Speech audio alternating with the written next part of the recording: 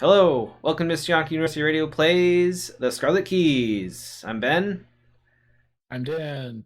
and today we're moving on to our fifth scenario on thin ice in Anchorage, Alaska. Previously, we did our fourth scenario, which was. I already forgot the name of it. Dead Heat in Marrakesh. And it was pretty spicy ending, which kind of a lot of these have been. Um, so Um, hope kind of hope that doesn't keep up, but then we'll see, I guess. So, and then after that, we did some globe trotting. Dan wisely left me in charge of that while he went to go see a movie because it took another hour to read all the story text. But I Yeah, would, I put the controller down and Joe Diamond just went catatonic for several weeks while Wendy explored the Earth, and it worked yeah, out fine. It sounds like. yeah. I noticed that I have one fewer Scarlet Key than I had previously. Yeah, but you do have one additional trauma than you had previously, which Oh, okay, so it all works out. you can go ahead and pick Yeah. which type of trauma you want to have. Um, yeah, so globetrotting, which I think I made as a separate highlight slash VOD, so people can check that out separately if they want. But in summary, we delivered something from Lagos to Tokyo, which got us something experience maybe. I think. We temporarily had an extra weakness in our deck, but it went away after we succeeded the delivery. There was some guy in Nairobi that we tried to talk to, but he was a Coterie guy, and he played the oh wait here, I'll be right back, and then left us standing in the rain for like a couple hours or something. But now we think he's in Bermuda, so maybe a reason to go to Bermuda later. Uh, Bombay, I think we looked at a weird building and it was spooky, and we got some experience. Or maybe we got to upgrade a token. I don't quite remember. Um, where we upgraded the token.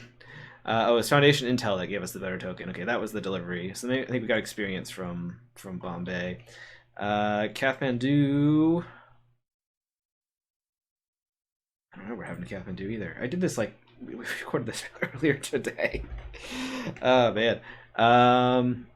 Oh, Kathmandu, there was a spooky noise and a mysterious girl that spoke in ancient languages, and she gave me something, and I was like, okay, I'll take that, because I too am a youthful girl of some unknown age. So I was like, yeah, I trust you.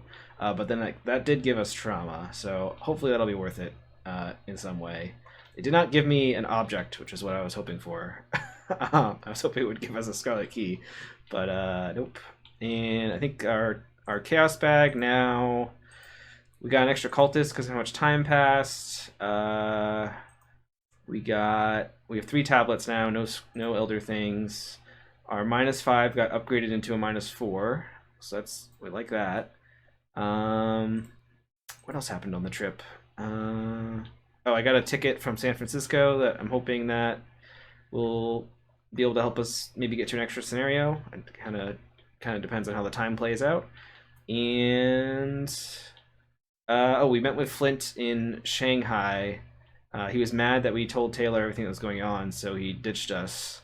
But it put an event on the calendar here on the 25 time that something will happen. So, Oh, the plot thickens. yeah, It was already pretty thick, I gotta say. yeah. So that's where we're at, and we picked up a little bit extra experience from one of them. So we ended up with the 2 experience that we got from Dead Heat. We got 2 traveling, so that gave us four total experience. What did I end up spending it on?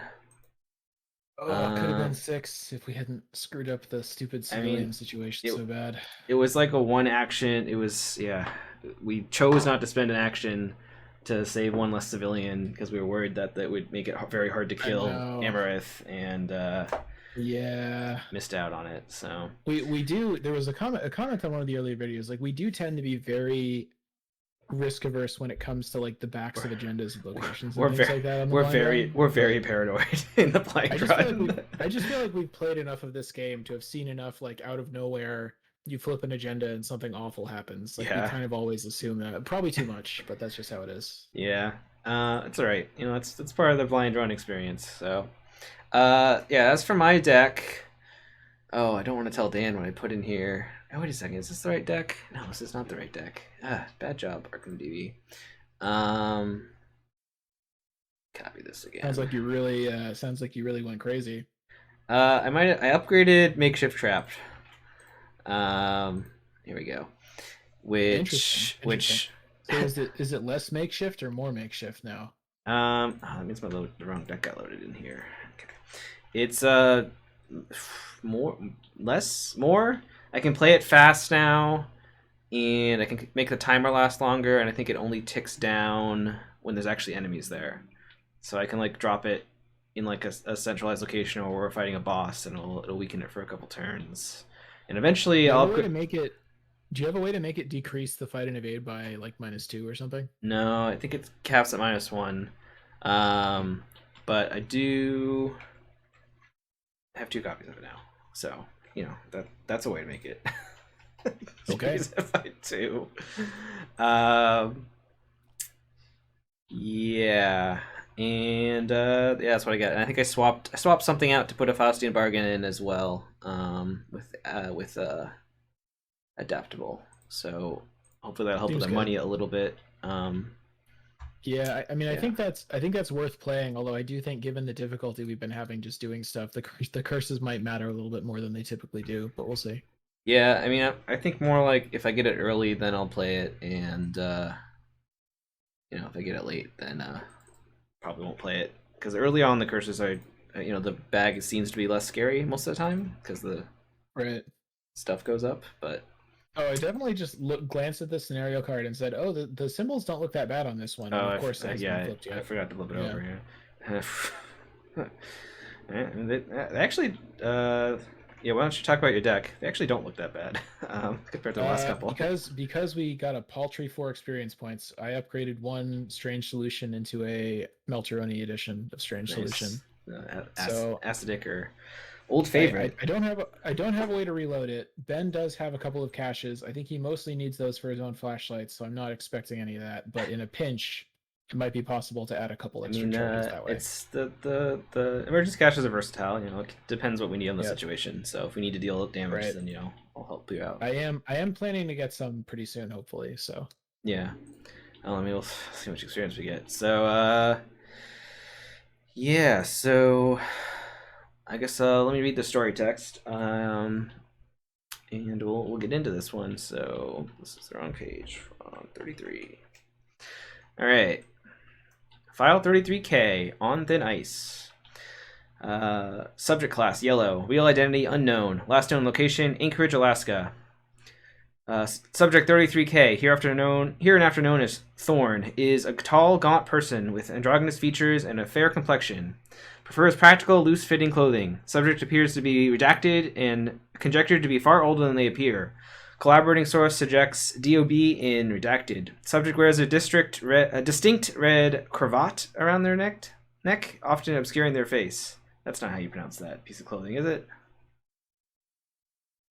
what, a cravat? Cravat? Is that correct? It's like I think that's correct. it's like an ascot thingy, isn't it? No. Okay. I think it's I think it's a cravat. okay. Yeah. Um, Paradimensional capabilities. Subject possesses acute sensitivity to redacted. Coterie leverages these capabilities to locate redacted artifacts and track movement of redacted. Sightings. Numerous sightings across the globe. Profiled as one of the most mobile Coterie members.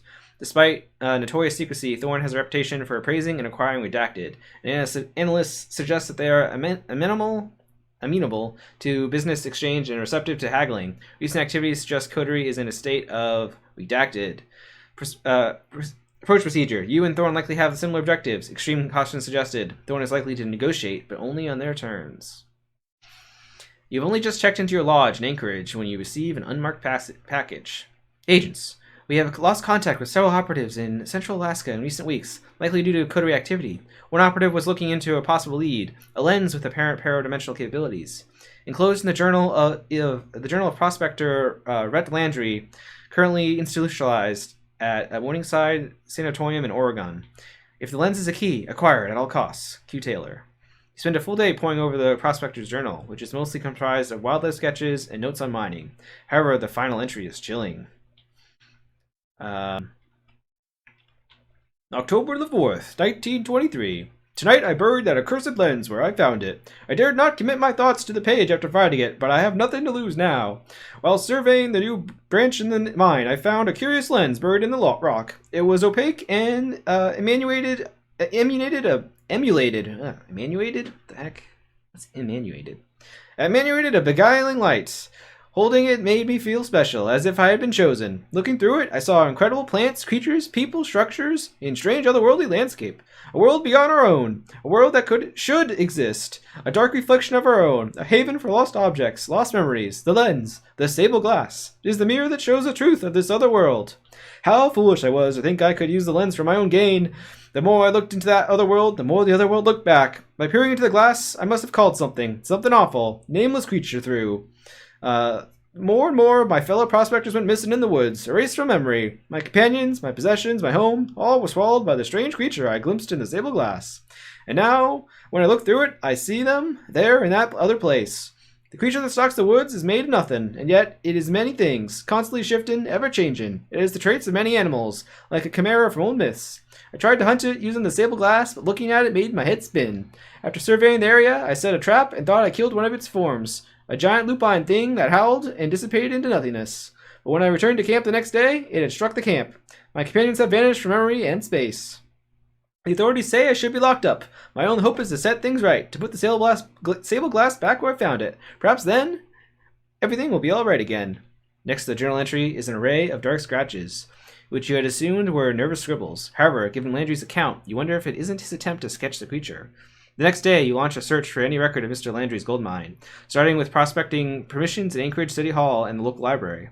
After a day of fruitless research, you still cannot find an official permit or record of a mine connected to Rhett Landry. As you return to the lodge that evening, you spot a tall, willowy figure with a distinctive red cravat standing next to a packaged sledge.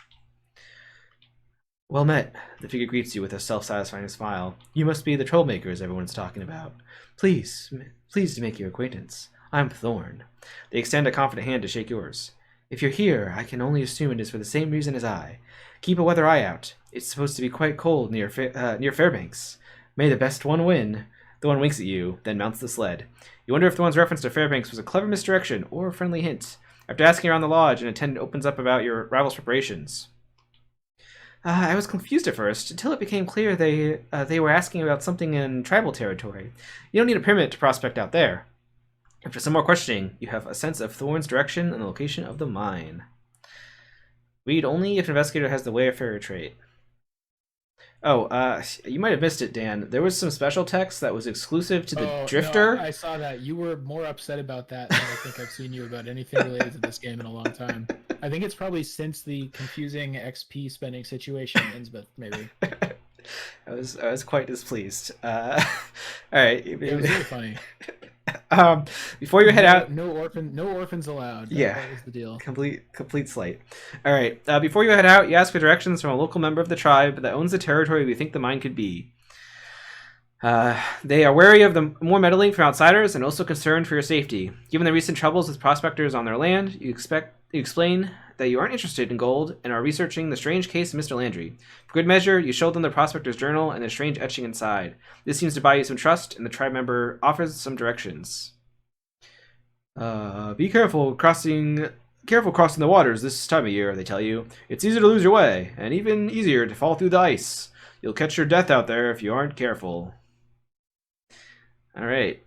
That is all the story text. Alright, so everything's set up. Pretty simple setup here. We're starting in Anchorage. Decoy card should already be set aside. And the scariest part of this is check how much time has passed in the campaign log. Reach 5-time pass, add a Doom to Agenda 1. We're at 22 time, so we got 4 due out here already. So might be a short scenario. There's 3 agendas, so who knows? But I hope this isn't the other really, like, people were saying the 2 really hard scenarios are the one that we just did, and there's one other one. I hope this isn't it. Hope we get a nice easy one. I suspect Havana is the other one, just because there was like I don't know. That's just because in San Francisco you could learn about Marrakesh, and in Hmm. somewhere Moscow you could learn about Havana, and so maybe that's like a hint that those are like scarier or something. Right. I don't know. MJ, I think MJ doesn't MJ hate symmetry in stories, or does she like it? I feel like she like I likes think to mess most with it a little creative bit. people have a love-hate relationship with it, kind of. So Yeah, maybe it's that kind of thing. she likes the team over there likes to mess with expectations. So, I mean, so Ben, you one of these days you really Ben, you really have to play Dark Souls. In fact, you should stream yourself playing Dark Souls, and I'll watch his like color commentary and help you I out with think it. I But think that will make me very angry and sad. But I think no, I legit think you would enjoy it a lot. But it is funny because Dark Souls is kind of like in Zelda, you know, you get like there's always 5 medallions or whatever, or mm, 5 sages or something, and then you go to the end. It's very symmetrical, and Dark Souls is just like a lot weirder and less symmetrical. okay. I think MJ is more of a Dark Souls person. That's what I'm Mm, getting at. all right, that could be fair. All right. No, I don't want this. Oh, did this check itself off? Oh, it didn't. Oh, See what kind of projection we're working with here. General geographical map of the world. I don't see a label on it. Looks like yeah, I can't really tell the projection just by looking at it. what are you looking at? No, I'm just trying to figure out which map projection this is. Where? The world map. Oh, the one that's built in here. Oh, okay. Yeah. It's Minnetonka University's, so you know maybe Well, it's. yeah, there you go. I'm sure they copied it from like a 1920s map of some kind. But Oh, I did notice because I was watching your story time stream. Um, at one of the story texts referenced Caligoda, which was a Netrunner pack and card. There was a Netrunner card called Caligoda Real TV. oh really? Yeah, Well, there you go. it's all connected. It's all connected All now. connected. All right, so yeah, everything's set up. So I guess let's do opening hands, and then I'll read act agenda. So opening hands. All right, oh, it's not opening hand card. No Leo, but all of the technology to do shed a light, exploit weakness stuff early on. I don't think I really need the exploit weakness stuff early on though. Um, unless we I think think we're you could totally mull those. yeah, and I could mull the shed light as well. I kind of want to keep the pickpocketing because I just have one. Assuming there's I don't enemies. know though. Actually, I looks like they're mostly concealed enemies. Yeah, I don't know if I would. I don't know if I would keep Mm, the pickpocketing. yeah, I'll mull that. Should I keep the shed the light to potentially get some clues quick? I tend to think no because having the shed the light is sort of good, but having like Leo or Lone Wolf is a lot better. All right, that's fair. That's a fair assessment. Nope. Well, you got one anyway. Yeah, got one anyway, and I got moonstones, which is okay. But yeah, no Leo, so that's sad. But all right. Okay, so definitely mull that. Definitely mull these. I think keep the sword. I think probably keep the sword. Keep beat cop. I think don't keep Pathfinder because I'm not gonna have money to play it. As good as it is, like it's just not gonna work out. Um, And maybe this I don't initial keep map beat looks cop. small. Yeah, But what do you want more than I B think cop? Alice, I guess, or something to get clues. Hmm. Um, well, I think maybe I keep the practice makes perfect because that is very good for either cluing or fighting. So I think I keep the sword in that, and then do I keep either the beat cop or Pathfinder or neither? I feel I'd be more tempted to keep the B cop over Pathfinder because you only have one B cop. It'd be easier to find your Yeah. Pathfinder again, a Pathfinder again, but Okay. Yeah, that seems reasonable. All right, I will mulligan these four. no, I don't shuffle those in yet. Yeah. All right. All right. Pretty Speech good. is pretty good. Yeah, and that's your actual strange solution too. Yep, my one copy. So, all right. That's good because I probably don't play the sword right away because the sword's more expensive. I forgot about Thorne's also one buddy. Yep, it's pretty good. Oh man. All right. Yeah, even the nerf version of it is like it's kind of 4 XP is a lot, but it's still good. Yeah. Alrighty. All right. Lost and Forgotten. The Prospector's Journal described a horrifying predator. Some call the thing stalking the woods a beast. Some call it a spirit. Others know it as a shapeshifter. Describing the thing seems to fill each witness with a primal, unspeakable terror. Quest for the Sable Glass. Thorne may have a head start in their search for the Sable Glass, but you have something they don't. Write Laundry's Journal. If you can reach the Prospector's gold mine before the Coterie, you may be able to keep the key out of their hands. Only investigators at the condemned gold mine may spend their works of clues to advance, which is 6. And I think that's one of these 3 locations which have been randomized. Oh, the one other thing that happened during Globetrotting I didn't mention was the red gloved man stole your key, and now he's hiding at one of these blue places. So probably not gonna get that back, but. Very, very sad to lose the key, but I do prefer the anti-prism. I think he stole the one that we cared about the least, probably, because I think these other ones, like. Oh, did you end up with a blossom? I thought I was going to take the blossom. Oh no, we gave it to you. My bad. Yeah, I'm gonna take it. Yeah. But yeah, I think we like these ones better anyway. So. Yeah, I mean, I gotta say, like, I think I did use the Eye of the Raven once each scenario, and it was generally pretty good. Like, it is like a get out of jail free card for the many awful will tests, but. You used it. I think you didn't use it last scenario, but you did use it. No, I definitely did use it last scenario. Oh, you did? Okay, well. Oh yeah, I used it to get rid of the thing that's like Frozen in Fear, but not Frozen in Fear. All right then. Like I used it. I pretty much used it exactly once each scenario. And I did remember to shuffle in randomly one of the Coterie guys that are still, we haven't seen the last of or whatever, but I didn't look at which one, so that'll be a fun surprise later. Right. Excuse me. All right. Yeah, let's get started then. So we are at Anchorage. This is a great flashlight location. Oh, choose a set aside hollow. Its owner draws it. Oh, maybe this is finally the scenario that will make us care about hollows. Could be. Yeah, if you're probably not going to move this scenario, but I'm gonna fire the anti-prism right now. Okay. Interesting choices. I'll take the sword, I guess. Yeah, you're hoping to PMP. Yeah. Pictures blows, right? There's no chance you're gonna move at all this turn, right? I don't really want to. I mean, you don't even have a lone wolf out though. It would be to reveal another location with clues, so I could get 3 clues. Oh, okay. That would be the reason, but I don't need to do that this turn. I can wait and do that future turn. I could probably make that happen. I could do that. Because I'm probably only gonna move. I'm probably only gonna move once. So if Fairbanks doesn't have clues on it, then you're kind of sunk. But yeah, but I can just do other setup. Yeah. All right. So why don't I go first and do that? Okay. So I'm gonna click 1, play Beat Cop with motivational speech. Nice. Click 2, I'm gonna play Melteroni. Classic. And click 3, I'm gonna move here. No clues. Bummer. Did my best. When investigator Fairbanks draws a hazard treachery, spend 2 resources to cancel that treachery's effects and discard it.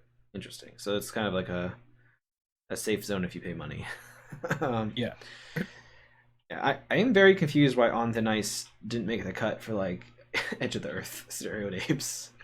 Maybe they were already. Yeah. I guess there were only like 4 Edge of the Earth scenarios. If you're in Antarctica, you're on thick ice. Is the problem? Okay, I can't argue with that logic. So, all right. So I think I play Flashlight.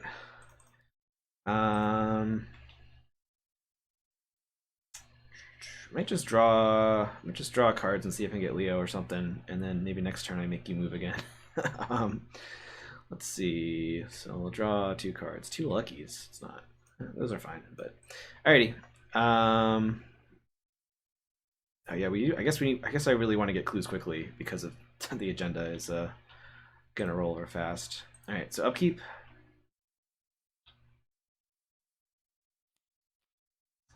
And then Doom's gonna happen, and I don't remember if I shuffled the encounter deck.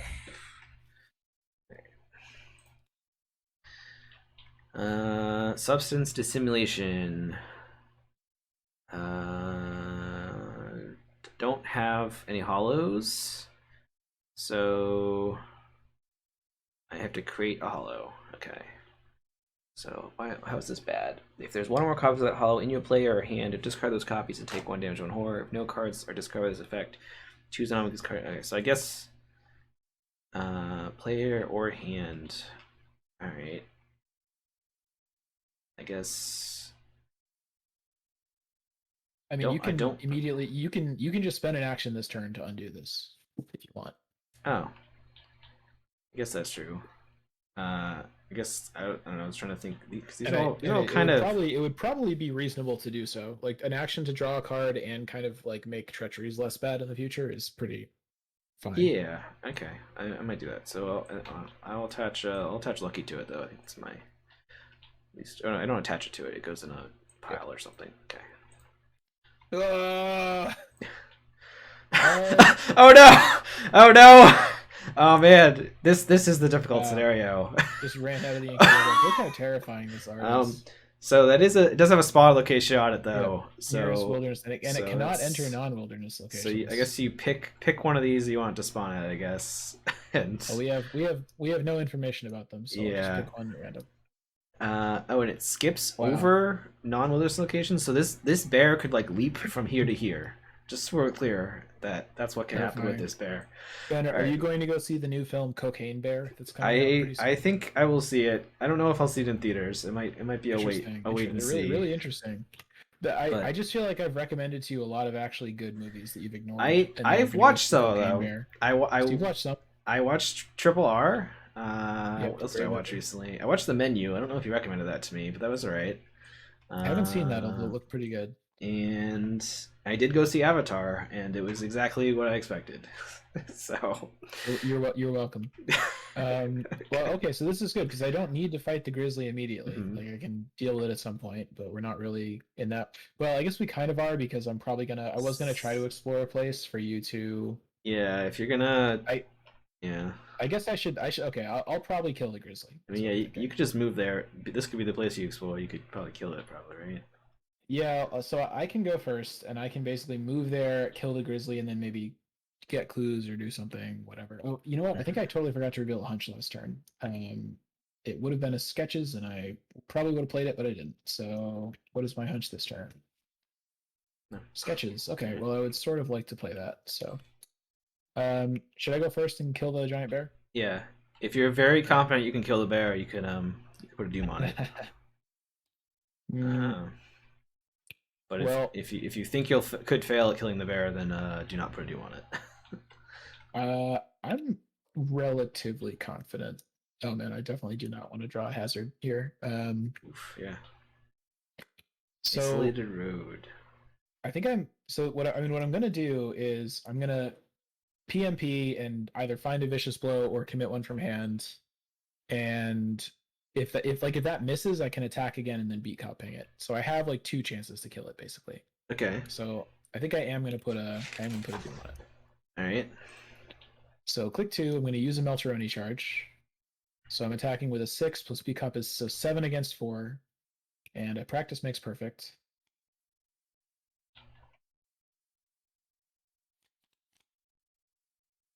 And I guess I will take. I actually maybe take this. So I'm up by 3. So if I commit my vicious blow, I'll be up by 4. So I pass on everything except how many cultists do we have? There are 2 cultists in there. There's no longer a -5, but the cultists are -5s. There's no squids either, so it's like 2 -4s.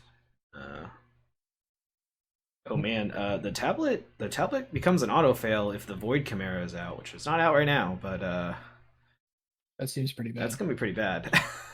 That's like 4 auto fails whenever that's happening. Okay, so I succeed and I kill the bear, and I get the overpower to hand, and I draw a card off the overpower. Wow. Shouldn't this bear be worth like 4 victory? Probably. Big oversight. And then last action, I'm going to play these here sketches off the hunch deck. All right. And I'll play this for money. Nice. All right. Your turn. Okay. Oh, that's a Shroud 3 over there. Okay, I can probably wing it nonsense that in the future if you don't get the clues. All right, so let's activate the. So let's grab. I assume you're about to. I assume you're about to get one with your nonsense. I'm gonna get I'm gonna get one off of here and two off of here. That's my plan. Right. But Yeah. I'll grab the hollow back. Then I will activate the nonsense. So I will investigate. I'll use a flashlight charge to make the difficulty 0. Then I'll do a shed the light to make it so I automatically pass. And don't draw any tokens. So and I get 2 extra clues. So I get these 2 clues and 1 from here. And then I think last action I move into the middle because that's more centralized, I guess. Sure. I guess the hazards usually like it also keeps you safe from hazards. yeah. If I spend money, yeah. All right. That's my turn. So upkeep. All right. Doom happens and counter card for me. I got a Coterie agent. Interesting. Okay, so this one, once you find it, it just discards itself. And it would be usually normally pretty bad, but it's switching this hour. is a great turn so for it. Yeah. pretty alright. That's pretty cool. Way to go, Ben. Okay, not a hazard. Well, I definitely hate that this is in the encounter deck again, but because this is the first one we're drawing, it hopefully isn't that bad. So it's Will 3. I could Inquiring Minds it. I think I don't. I think I just probably fail it and take a horror. It's just 1 horror, and you could put it on B cup. Well, yeah. I mean, it's scary because there's bad tokens and stuff too. Oh yeah. All right. So 2 against 3. Okay, and I fail. All right. So that gets attached, and I take a horror. All right. 1 second. I gotta do this nonsense. Okay. So I have to distribute these cards. We don't really care about this guy, but eventually we'll want to get rid of him just so we can not have a million concealed cards on the board. So I'm thinking do it like this. Because then maybe you could hit that before you leave or something, and when there's one on me, I can evade it pretty easily, etc. So I mean, yeah, the shroud is, yeah. I guess if I played a sword, I could stab it pretty easily. I mean, I could throw one back over here, but just like eventually we'll probably get one of these where we're like, oh, we definitely want to get rid of it, and it'll. If there's one of these on the board already, it might be a big problem. Like if I can find an Alice, I could definitely eventually just ping it pretty easily off of one of these clues. But at the moment, I don't really have an efficient way to deal with it. Okay. But yeah, we just don't care for a while. So. Yeah. All right. So it's our turn. So let's look at the hunch deck. I did that already. Okay. Yep. I'm gonna use the anti-prism. Okay.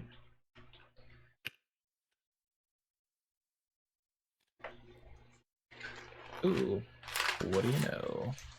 Oh, nice. Yeah. So I could like play Alice and then probably get a clue and ping this concealed enemy. It's just I don't know if we actually care that much about the concealed enemy, but I could. I think we want to deal with them. I don't think we want. I think we don't want to let them build up, but we also don't need to aggressively get rid of them right now. You know, it's kind of a non-threat right now, but it might be a threat in the future. There's 9 different enemies in this concealed cards pile. I mean, getting Alice out is good anyway. So yeah, I'm kind of fine doing it. Yeah. So my turn could be like play Alice, investigate and get a clue, and then do something else. Yeah, seems reasonable to me. Okay, I'm gonna do that then. So I will play Alice, and then I will investigate with a perception. So I'm at 7 against 3. Oops.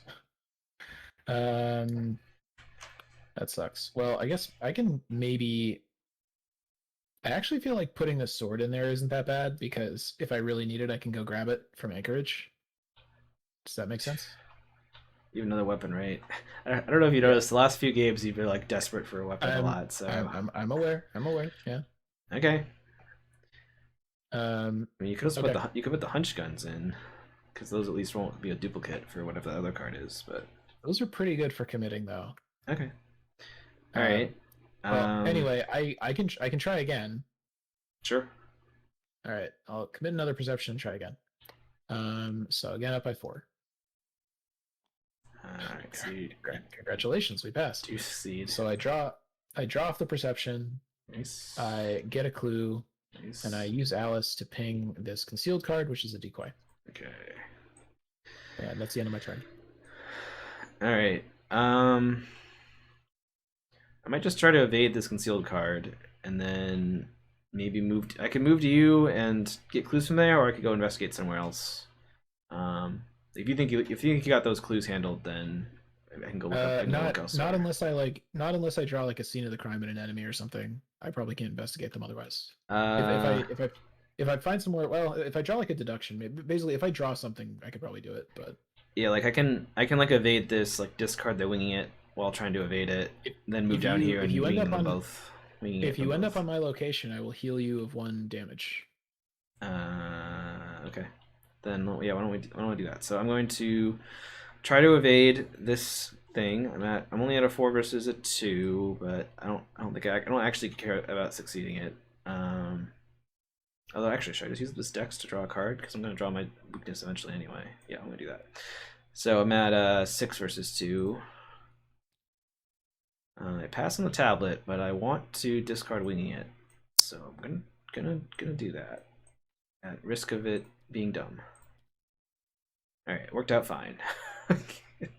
I could have drawn a cultist, that would have been bad. So I evade this. It is a decoy, so it poofs. So we at least know this Agent A is over here for now, if we ever need to deal with that. And then I'm going to move here, and I'm going to investigate with winging it and a flashlight charge. I'm going to flip the blossom to its unstable side. Okay. So I'll heal 1, and then I'm winging it, and I've reduced the shard to 0 again, although I don't have a shed the light this time. But it is okay because I grip both clues. Nice. Okay, so we have enough clues to advance once we find the place. Although I'm sort of assuming all 3 of these places is victory, but because we started down 4 turns, maybe we don't have time to get it all. But we'll see. All right. Oh, did I draw off of? Did I draw something off of the man decks? We also have to find the condemned gold mine, right? Yeah, but it's one of the. I think it's one of these 2 locations. I think. Yeah, should be. I already forgot from the setup. Oh no, it's not actually. The 3 locations are mountain, stream, isolated road, and frozen lake. So okay, so one of these must say put it into play or something. Yeah, that must be it. Okay. Okay, cool. So upkeep. Oh, there's a way to get shed the lights back. Alright. But we are going to advance once we're done with upkeep here. Okay, so set. This goes away. The frigid landscape fills you with a kind of numbness. At first, you dismiss the feeling as pure physical, a side effect of the cold. It's only when you stop and consider the feeling itself that it dawns on you. The numbness is a result of some strange influence. You're forgetting small moments, memories of the surrounding area. It is as though your mind itself is being hunted and fed upon. Alright, each investigator chooses an ally or item asset in their hand or play area and sets it aside out of play as a hollow. And it has to be an ally or item. Yeah, I guess I'm going to do the Moonstone for now, and maybe I'll be able to pull it back later if I have time. Because I think I need the flashlight for other nonsense. So, okay, so, right, what did you pick?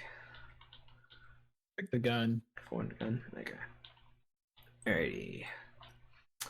Eyes of the Void. As you explore the region, you cannot shake the feeling that you are being watched. It is as though 1,000 eyes are staring directly at you, or perhaps through you.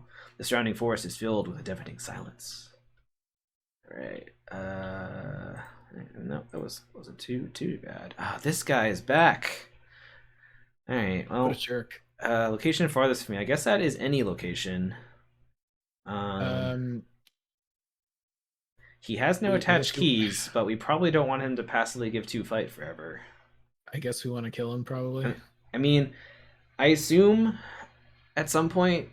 Actually, no, maybe not. I was assuming the Thorne person seems implied like maybe we could side with them instead of fight them. In which case maybe we wouldn't care. I But wish these guys were like the Harbingers, where there was some kind of goal. Like if you killed it a certain number of times, it would be gone for good. Because otherwise, it's like, well, he's just gonna chase us forever, no matter what. well, we got him randomly of the three that were in the pile. But Yeah.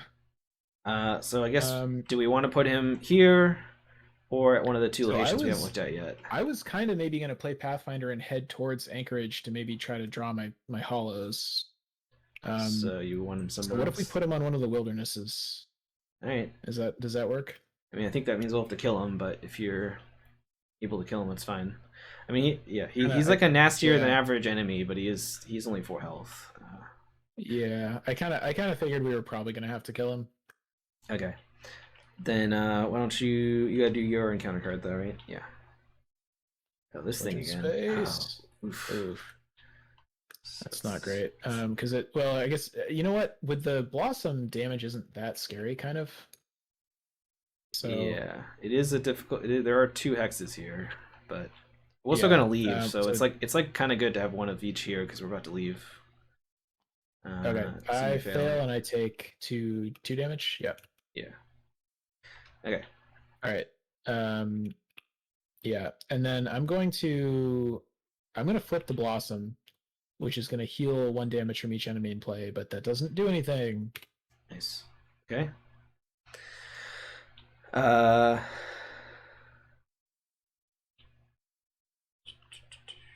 Cool. Then, what's your hunch card?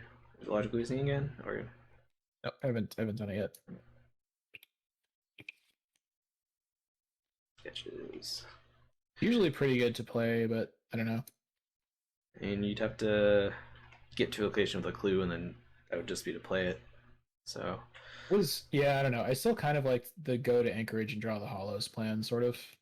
I don't know. yeah, I can only do that so many times, right? Because it's a lot of Yeah. action. It's a lot of actions to go hang out there. Well, my theory is like if you get there, I'll have Pathfinder out, so moving is kind of efficient, and I just do it once this turn, once next turn, and then I'm out. Okay. I don't know. How many times have we drawn that? Oh, we only drew it once so far, so there's probably a couple copies of this. So, substance dissimulation.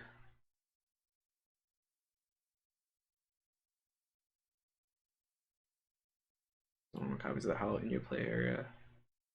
Oh man, I forgot Moonstone's actually genius, right? Because if it's in my play area, it'll go in the discard pile, but then I can just play it. I can just play it again. I think I'm gonna not. I think I'm gonna not worry about it for me right now. Looks like you moved over there already. Okay. Yeah, I did my turn. Unless you want me to roll back. But nah. It's only if you don't need money right now, right? No. Okay, because I do have a bargain.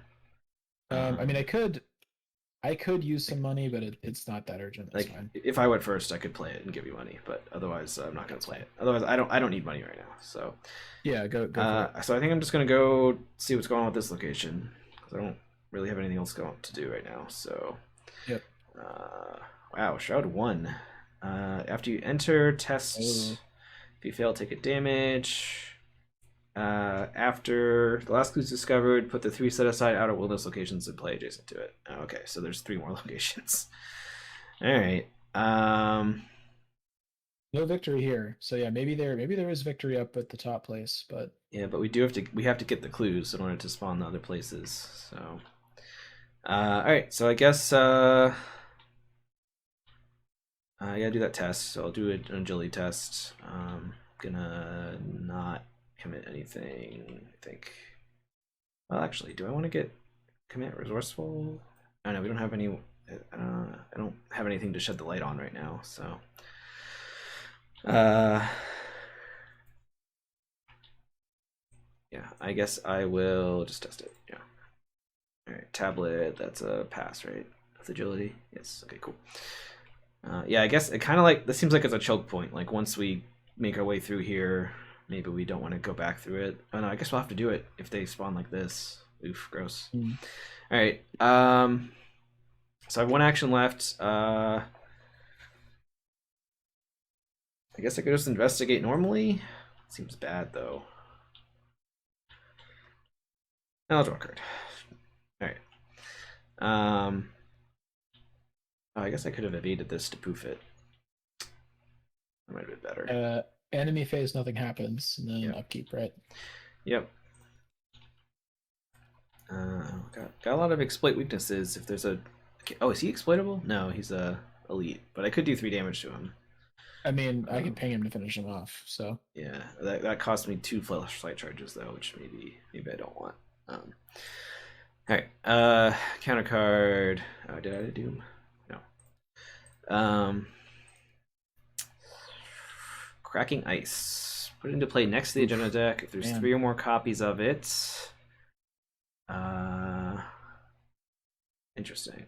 Well, I mean, that's not that bad for me. Probably. I mean, I guess if I have like a TTI, it might not be that bad, but which I do at the moment. But yeah, that is pretty scary. But it's only gonna happen when we get 3 or more copies. Honest, I'm kind of shocked this doesn't have Surge. I mean, it's nasty when it goes off. Like, right? It's potentially four bad things happening on you if you don't have. I mean, with all the. Anyway, so I'll draw one. Ooh. Paradigm Effacer. Wow. Aloof Hunter. After you end it. Oh, that's pretty scary. Okay. But I mean, he's a hunter. Yeah, I was gonna say you can't just ditch him, can you? Yeah. It is aloof, which is annoying.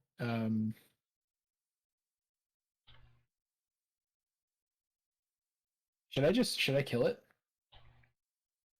Because I could engage and kill it. I mean, I think it's good to kill.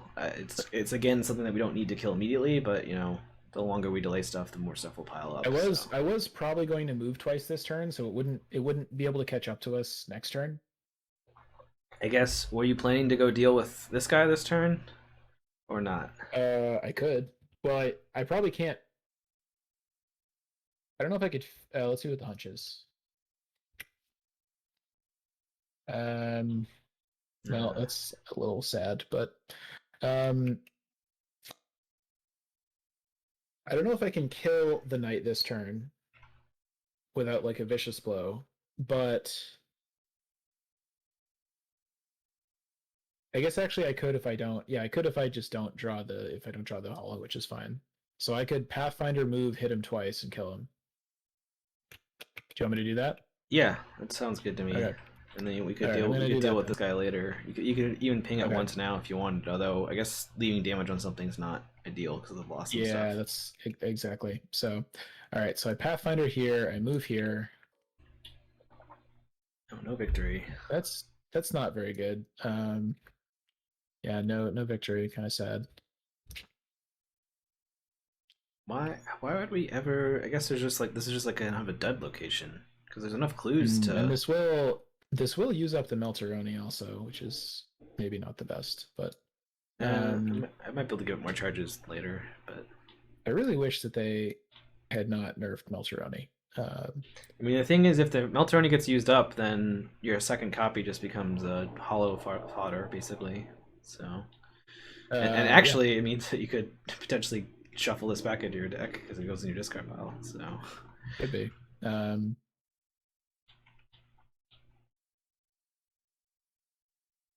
So, like right now, I have 7 against 4. I could use overpowers, but I'm not sure if that is wise. Yeah, there's 1 hazard in play, so Skull's a -2, so you don't care about that. So it's really just how many squids? There are no squids, but there are two -4s and 2 cultists. So if you're at 3 above, you succeed 75% of the time because of auto fail as well.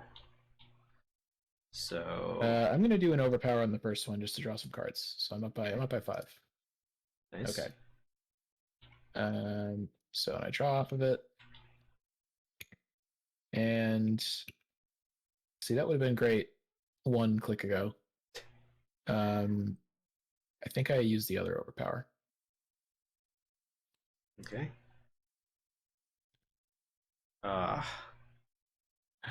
Real sad. Okay. All right. Cool. Um,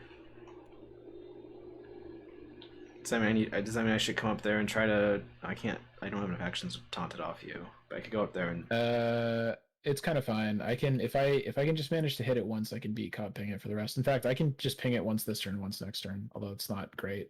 That's like a not a great use of beat cop. I'll beat cop ping it, and then if I have a hunch or a scene on the deck, then I can deal with it that way next turn with Alice. So. Okay. Did you want to? I guess flip the blossom like before upkeep happens, because then you can heal some of what he hits you. So. Um, yeah. So like end of enemy phase, I can do it, Yeah. or at the beginning of upkeep. Yeah. Yep. Yeah, and Good call. then and you can also flip. You can. I think you can safely flip this because I think you'll definitely kill him in the next like 4 turns. Yeah, I'll do that now. So. Okay, so what am I doing? I guess. I guess I'll just investigate here at this point. Yep.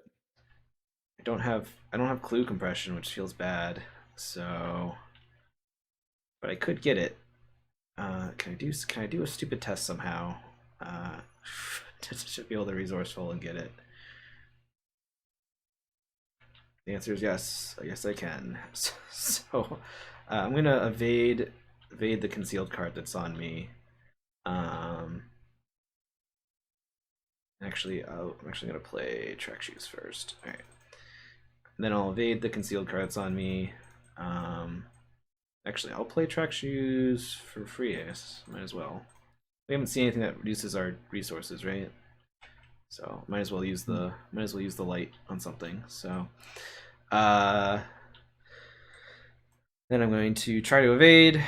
Um, and commit resourceful to it. So I'm at a 6 versus 1. I succeed. This poofs. Because it's exposed, it gets discarded immediately. Now I use the resourceful to pull back Shadow Light, and then I will investigate here. I'll reduce the shroud to 0, and I'll do Shadow Light nonsense to get 3 clues. I accidentally clicked a weird mouse button when I was hovering over one of your cards, and I don't know what it did. I just did it again just to see what would happen. What? You're locking them. Okay. Don't like. See, it's weird that you don't. I don't have permission to like copy. Oh no, I do now. Okay. No, All I right, do. well, clearly I don't. I gave you permissions Okay. for everything. Well, I apologize for locking your cards. It was unintentional.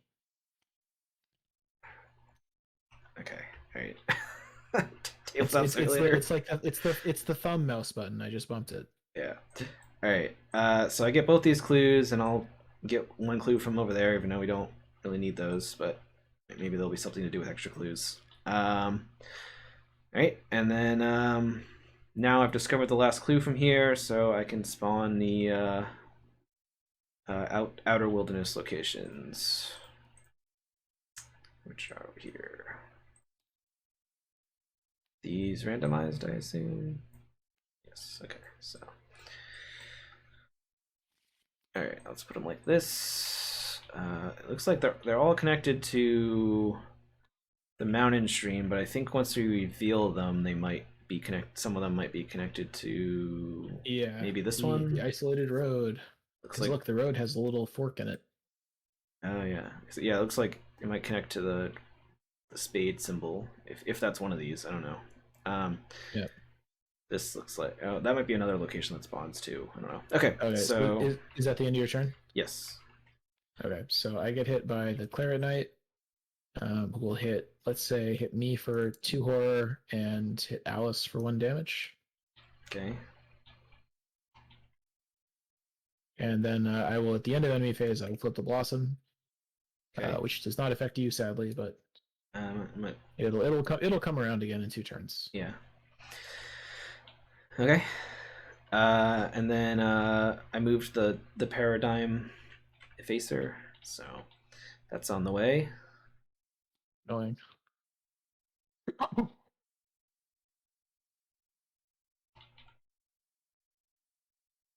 No, so we could flip the prism midnight if there was no thing. Oh no, this says must place, so I think you can't flip the prism if you can't place a doom for whatever reason.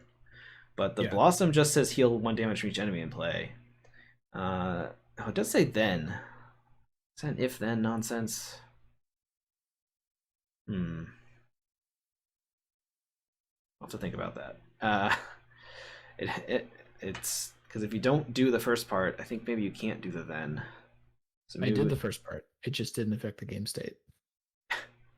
It's not my fault it didn't affect the game state. None of the enemies are hit. I'll double check the rules in a minute. Okay, so did I do my upkeep? No. All right, so upkeep, keep for Dan. Doom happens and counter card for Ben. This garbage. All right. This isn't a great location because it's centralized. Yep. So I might consider getting rid of that. Maybe. So, right. And it's a hex. Never mind. Right. Oh, there's no enemies in the shadows, right? There are no enemies in the shadows, so that'll surge. Yeah. Oh boy, this guy again. He's back. Okay. He is massive. Excellent. All right. Okay. Can you come? Exploit this guy? He's not elite. No, he isn't on elite. That's interesting. It'd be very good if you can do that. Well, but exploit makes it discarded instead of killed. Oh. So that means we don't get the victory. I mean, I could still come do that. I mean, the issue is I don't have a charged up weapon at the moment. Yeah. So, I wonder. I mean, I could move over there and at least evade it at a minimum, and then you could. Let's see what the hunch is. Okay, so the good news is I can hunch one of these clues and ping the Claret Knight immediately. Okay. So that's good. But the bad news is this guy attacks if you discover. Oh no, with concealed mini cards. Never mind. We're good. Yeah. I'm also. This guy's concealed, so he's not out yet. So I'm going to flip the prism. You don't have to worry about put another doom on the Claret Knight. Let's do it like concealed. Yeah, let's do it like this then. I mean, we might want to find him because of the victory, but we don't have to deal with this. Well, and because of the for instance, if I hunch, it's bad because now if I hunch, it's bad. Oh yeah, right. So he is out there. I mean, I think I have to just let him hit me because there's not really another great way to. I mean, or I guess I could could punch the concealed card first, but no, I don't think that makes sense.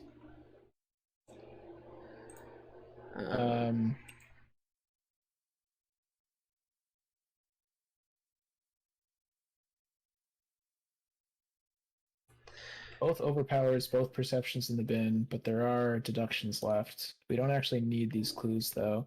Yeah, we probably should advance at some point, right? I guess we just need to find. We have to find the place. Yeah. Like I have the clues to do it, but I'd have to. But it definitely seems like non-victory clues are not incredibly useful. I would say. Right now we don't have a use for them right now. So what I think I'm going to do is I'm just going to punch the Claret Knight with Inquiring Minds, and then I'm going to move out of here and worry about the emissary later. That's what I'm thinking. Okay. Does that seem reasonable? Or punch the guy, play a weapon, get ready to fight the Paradigm Effacer, kind of.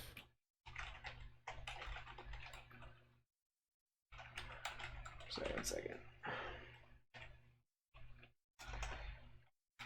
Are you arguing with Rules Nerds about the Blossom? I am just asking in the Rules Nerds channel. You can figure that out later. This can only hurt us, Ben. This knowledge. I'll have to chip an asterisk. I mean, write an asterisk in the campaign log.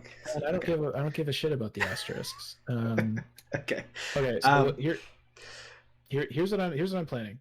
Punch the guy with an Inquiring Minds. Okay. Play a weapon. Okay. Actually, I guess I don't have money for that. So I guess click for money, play a weapon. Okay. And I guess that's it. Okay. I could go first and try to evade this, and if it's the guy, he'll come out and I'll just evade him or something. And then he won't be able to attack you from shadows if that helps you in the damage department. That would make my life a bit But easier if you want to try but that. there's only a 1 in 3 chance of that succeeding. But I mean, what else would you do otherwise? Just explore other places and try to it, find the gold mine? yeah, I'd be exploring, and or I could get rid of this warped reality, although I might ignore that. I would maybe try to find the gold mine, but it's not bad if you want to try to find the, because we also do like, we want to probably try to get the victory from the emissary if we can. So like we want to get it right at Yeah. some point. So okay, I will. I just don't want to end my turn here, but I guess I should be able to move still. All right, so I will go first then. So I will try to evade. I'll evade the concealed card that's here. So 5 versus 1. Discard Moonstone and immediately play it. Nice. 6 versus 1. All right, and this is a 3 right now. 2. Okay, so I pass. All right. So this flipped. Oh, it is the spooky guy. All right, which does make these go away. So he's hanging out here now. It's gonna be a little.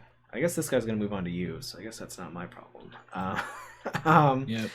So I will then try to evade him. So it's difficulty 3. I'm at a 6. I have a lucky, so that seems fine. So I'll just test it. We want to discard that. So let's. Well, I could pass on a lucky. Like I could play lucky and banish the other lucky as a hollow, and then I just wouldn't care about it being a hollow. Right? Might be okay.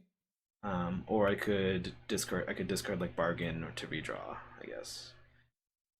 Kind of like the lucky thing, but seems alright. Yeah, let's do that. So, because whenever I draw my weakness, the lucky is going to get trashed anyway, right? So, all right. So I play the lucky, so I succeed at evading, and then this effect also sucks up a card from my hand, so I put it in my hollow pile. So this is evaded. Yeah. I have 1 action left. I don't really want to end my turn here because of another hollow thing will happen. Right. So I think I want to move somewhere to explore. But that does mean this will definitely move to you. Yeah, it's okay. And because the thing is, this is only if you end your turn at its location. It's not if that enemy fails or whatever. Okay, so you can run away from it. I didn't notice that at first. It's actually more play aroundable than I thought. Although we probably still want to kill it if we can. Yeah, if we have time. But it does mean that this guy will hunt if I don't go back and bait tank him. So yeah. All right, so I moved here. It is the gold mine.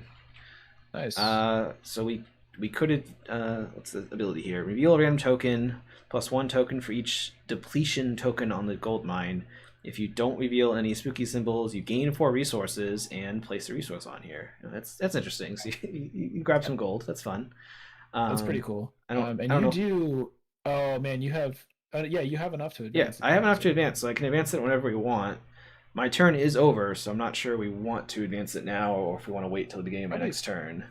There are 4 acts. Maybe beginning of next turn. There are 4 acts. Jeez. We won't necessarily use all of them. But... Yeah, I mean, if you have 3 things, you're definitely ready to do this turn, which I think you probably do because you need to make your way to me anyway. I think so. Let's advance the beginning of next turn. Okay. I mean, I think probably okay. So I'm going to punch a clue and use Alice to ping this guy and kill him. For the millionth time this game or this campaign. For no victory, for 0 victory. I don't. These guys should be worth 1 victory still. I get it. It's like a recurring enemy, but we didn't have the. I guess we had the choice to not make them our enemy. I guess. So yeah, technically, we never really had a choice at all. So I think what I'm going to do is click for a money, play the sword, Pathfinder, move to the mountain stream, and then next turn I'm going to try to kill the emissary. Does that sound okay? I know I'll have to discard one of the hollow. It sounds okay, but yeah, the hollow will eat something, but otherwise it Yeah, seems okay. I'm definitely not thrilled about that, but I don't really have a better choice. Well, I'll do the strange solution, and then maybe I'll get lucky and you know. Yeah, that seems good. So Okay, okay, so I click for money, play the sword, and Pathfinder move. okay. Oh, do we? And oh yeah, and let's at the end of my turn, let's ping the big guy. Okay, I put a damage on him. And I guess I might as well also do this. Actually, okay, before I ping him, I'm gonna flip the blossom to heal myself for 1-on-1, or to just flip the blossom Okay, before I be cupping him, okay, and then after I be cupping him, not that it really matters, I will use the prism. okay. Hmm. Well, that would have been probably should have done that earlier, but oh well. Oh, did you click for Um, money? yeah, You didn't click for that's money, did fine. you? No, you oh, I hunch is did. fast. Okay, Yeah. okay. And then I have to do this at the end of my turn. So I will set aside as a hollow the strange solution. Okay. All right. So enemy phase. So when I This. entered Mountain Stream, I had to test. Sorry, when I entered Mountain Stream, I had to test book 1. So 5 against 1, Okay. and I passed. Great. Okay. So enemy phase. That Enemy guy moves phase. This guy there, peep. and This guy wakes up. oh, I got an emergency cache. So it's maybe more Melteroni charges if we don't stick with the sacrifice plan. Okay. Could be good. All right. Doom happens, and what's this at? 3 out of 6. And ooh, I do beyond the pale. It's only a difficulty. It's only 1 horror if I fail it, and I'm at a 5, so I could just test that. I could commit the amulet now while I don't have my weakness out. I don't care about 1 horror. I don't think so. I'm just gonna test it. I think I succeed, right? There's still only one hazard. Yeah. Okay. Cool. So I succeed then. Very nice. All right. Your encounter card. Oh no! Oh no! Terrifying bear. All right. Nearest wilderness location So could be that. any of the 3. Oh no, it's on me. No, it's on Great. you. That's pretty bad timing. Big pile of I might be enemies able to. there. I might be able to make this happen. We'll see. All right. Let's see Well, what the hunch is. okay. Probably not going to play that. So I mean, I can maybe kill all this junk if we get a little bit lucky. Okay. Is there any reason for me to go first then to evade things or do anything or oh no? Do we want to advance or do we want to wait again? If we think there's any chance an enemy comes out, then no. I Do you have productive things to do? Could you uh come exploit one of these guys or something?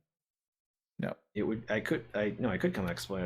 I could emergency cache move and I could exploit this guy, but he'll Because that's well, not good. because I think what I'm gonna try to do is like I'm basically gonna do 2 attacks and I'm gonna use a practice makes perfect to get out a vicious blow and reuse it. So I'm gonna try to do 2 vicious blows, and that if I succeed, that'll kill the grizzly and the emissary. And then after that, I might move out just so I don't. I'll pathfinder out so I'm not stuck doing the paradigm thing. Yeah. So that's kind of what I'm planning. Um. Okay. Yeah. I feel like I'll advance after that. And if there's an enemy that comes out, it'll probably spawn on me. If Okay. or I'll go in the shadows or something. So Yeah, that seems fine. Okay. that seems likely based on how many how many concealed cards there are. um, Right. how are there 11? I'm gonna kill the emissary first, and if I really screw up, at worst, you could maybe come like engage and evade the grizzly or something. Okay. There's definitely a monster called a Um, Void Chimera somewhere.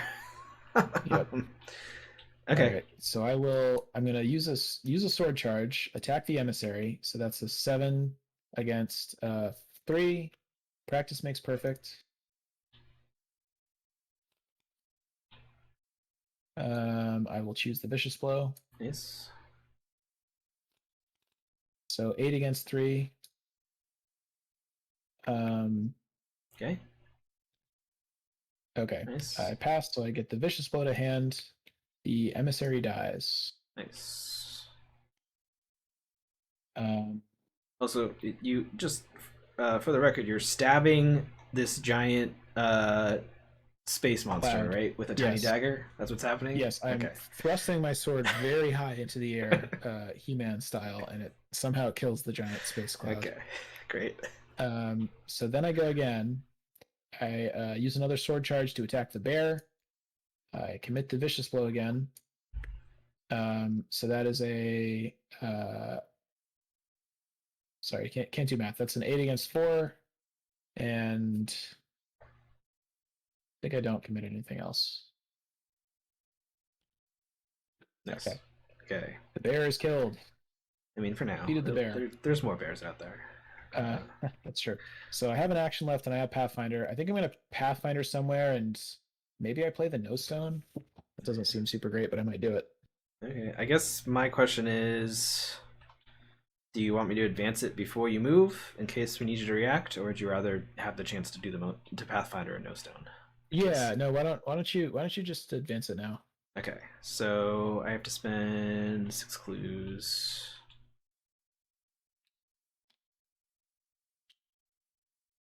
All right, and we will advance. Okay.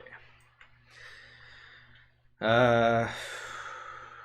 Okay. As you approach the condemned mine, you see from the broken barricades and tracks in the snow that Thorne and the Coterie have already arrived. Before you can backtrack, 2 guards emerge from the shadows, brandishing shotguns. Don't move, one of them says. Read Interlude, Raw Deal. Alright.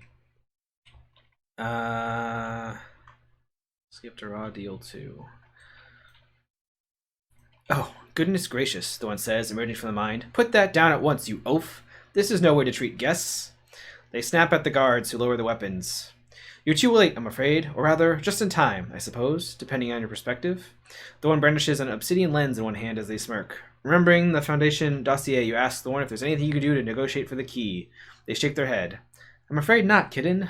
A key in a hand is worth, well, fortunes. Not that I would sell it for anything in the world. They clutch the sable glass in one hand as a chill wind blows. However, there's still time to make a deal. If you weren't completely daft, you'd have noticed this entire area is in grave danger. Something truly terrible stalks these woods. The ultimate predator. In fact, it already knows we're here. Thorne looks at you. The way I see it, you can pout about not getting your prize, or you can help me track my quarry. Do that, and I'll owe you a favor to be paid at a later date. Do we have a deal? So this is once again, we can try to side with a Coterie person or say no. I assume if we say no, we'll have to fight him. And maybe If we either say and maybe either way we have to fight the boss. But if we say no, we get the key. I also assume if we trust him, we'll get a tablet, and if we don't trust him, we'll get a squid or whatever. I don't know. Both options seem bad. So I guess I guess it's do we want to keep up our trend of aggressively going for the keys, or because we kind of were behind already in this scenario, just because of the timing, do we want to make a deal for now? What is Joe Diamond feeling? Joe is weary from having to slay so many things and always having to scramble around looking for an extra sword here or there. I don't know. I just based on how the last couple scenarios have gone, I'm nervous about signing up for doing more fighting, but we can do it if you want it. You have to pick. I don't really care that much. Um, I feel like I don't know if there's like some type of story reward for having a certain number of keys. Well, that's just the bad guys having a certain number of keys. I mean, obviously, the true achievement is to get all 11, but it seems like that's functionally impossible. I don't think we can do that because we're not doing the bonus scenario. So why don't we work with him? Let's do one where we work with him. You know, we're getting worn out traveling the world, and all these guys are semi jerks. Alaska's crazy. Strange stuff happens. This guy also seems like maybe a bit less of a jerk than the previous couple, like the old man guy. That guy, screw that guy. But and the flower lady. But all right, so we'll work with you for now. Brilliant. We shall have to pop some champagne when this is all over and done. Thorne snaps their fingers and calls their cohorts to attention. I believe we have work to do. Alright, so the cell made a deal with Thorne. This is the first one we've made a deal with. Made a deal with Thorne. And we add a tablet to the bag. Somebody gets the Thorne story asset into play under their control. Oh, I was expecting him to be like on the board, I guess. And we also can search the encounter deck, discard pile, and play area for all cards from the Crimson Conspiracy encounter set and remove them from the game. Okay, so this might remove a lot of enemies then. Okay, so let me do that. Let me do an order. So let's grab the copy a tablet. So there are now 4 tablets in the bag. But if we keep trusting people, we'll start getting experience every time we have to add a tablet. So that's something. And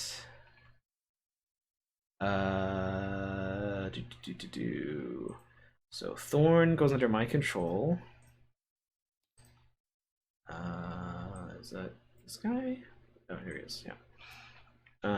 Is he an ally? Oh no, he's his own thing. After investigation, at your location, sets card aside as a hollow, exhaust Thorne, and you get immediate action. That's interesting. Okay. And he has the eye, and I guess the eye is on its good side then, because it's attached to me, and or it's attached to a story asset I control. Right? That's how these keys work. Keys. When it's attached to a story asset, it may be shifted by any investigator who controls that story asset. But what does it enter play shifted? If a key's bearer is an investigator or a story asset, it enters play stable side face up. So I think it's stable side because. No, that's not what I wanted. Because. Oh, it says it in the text. Okay, don't have to think about it more. All right, and then we got to get the Crimson Conspiracy encounter set, which is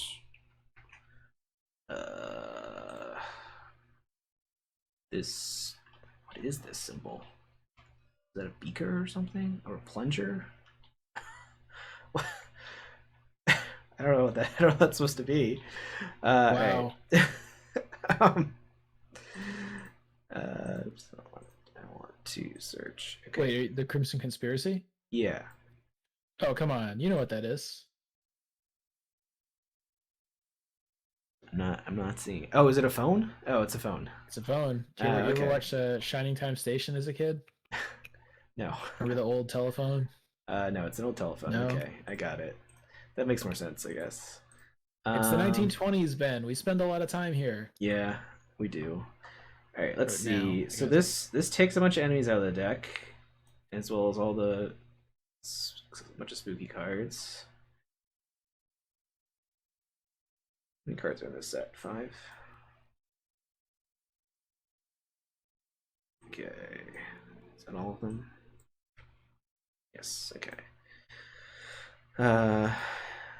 There's definitely still a. No, it's not. I guess I'm looking in here. There's a victory enemy that has to do with the hollows that we haven't drawn yet. But who knows if we do. All right.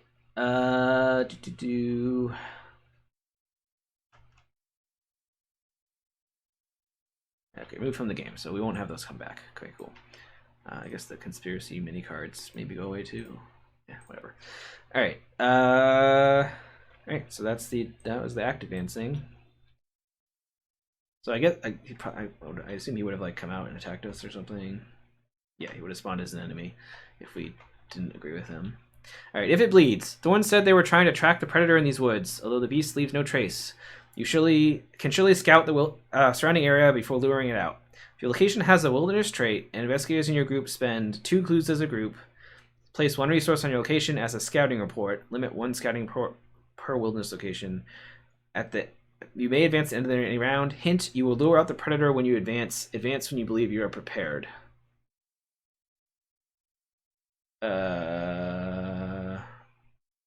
Okay. Um, all right, so I guess we just decide when we want to fight it. Maybe we try to do the clue thing a bunch. Mhm. Does the mine have a wilderness trait? Oh no, it's not. So I can't do it here, but I could run around and do it at the other places, I guess. Yeah, unclear how important that is, I guess, but we have enough clues to at least do two of them. So yeah. Oh, what's Thorne's? Let's see.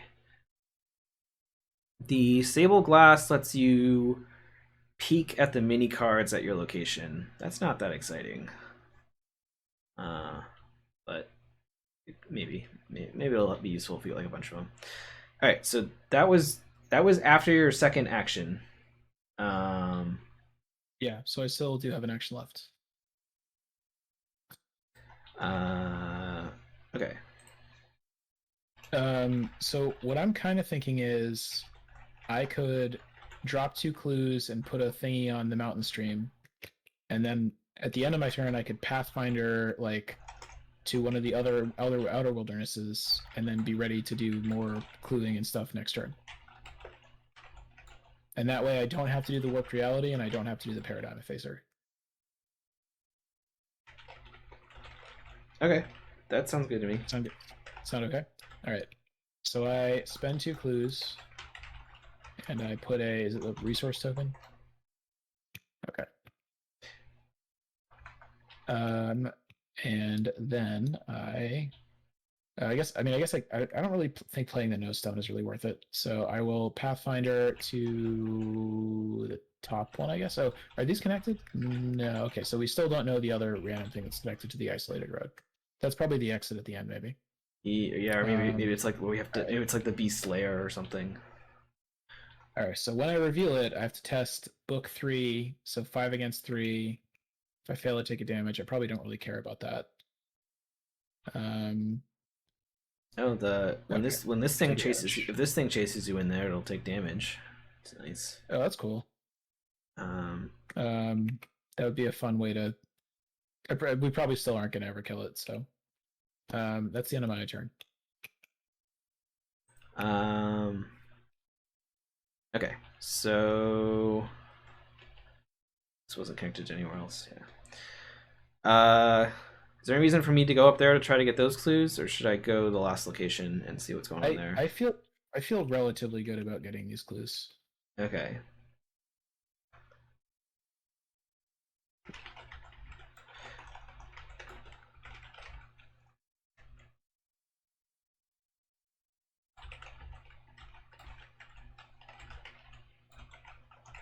Okay. Uh, It'd be cool if Joe had like a once per game ability to shuffle the hunch deck. That'd be fun. or like rebuild it or something. Oh, just to It's change just what's on top. because sometimes you're like, man, I really hope I find a scene of the crime this turn. It'd be fun to have like 2 chances. Yeah. All right. So I don't think I like. Should I do this action once just to get more money, or should I just leave? You uh, I Like mean, I'm it's low on definitely money. like, I haven't gotten Lone Wolf. Oh, but I have bargain if I need money. Really, that's yeah. better, right? Well, I mean, I would say this is better than bargain. Like 4 instead of 5. But no curses on hard mode seems better. But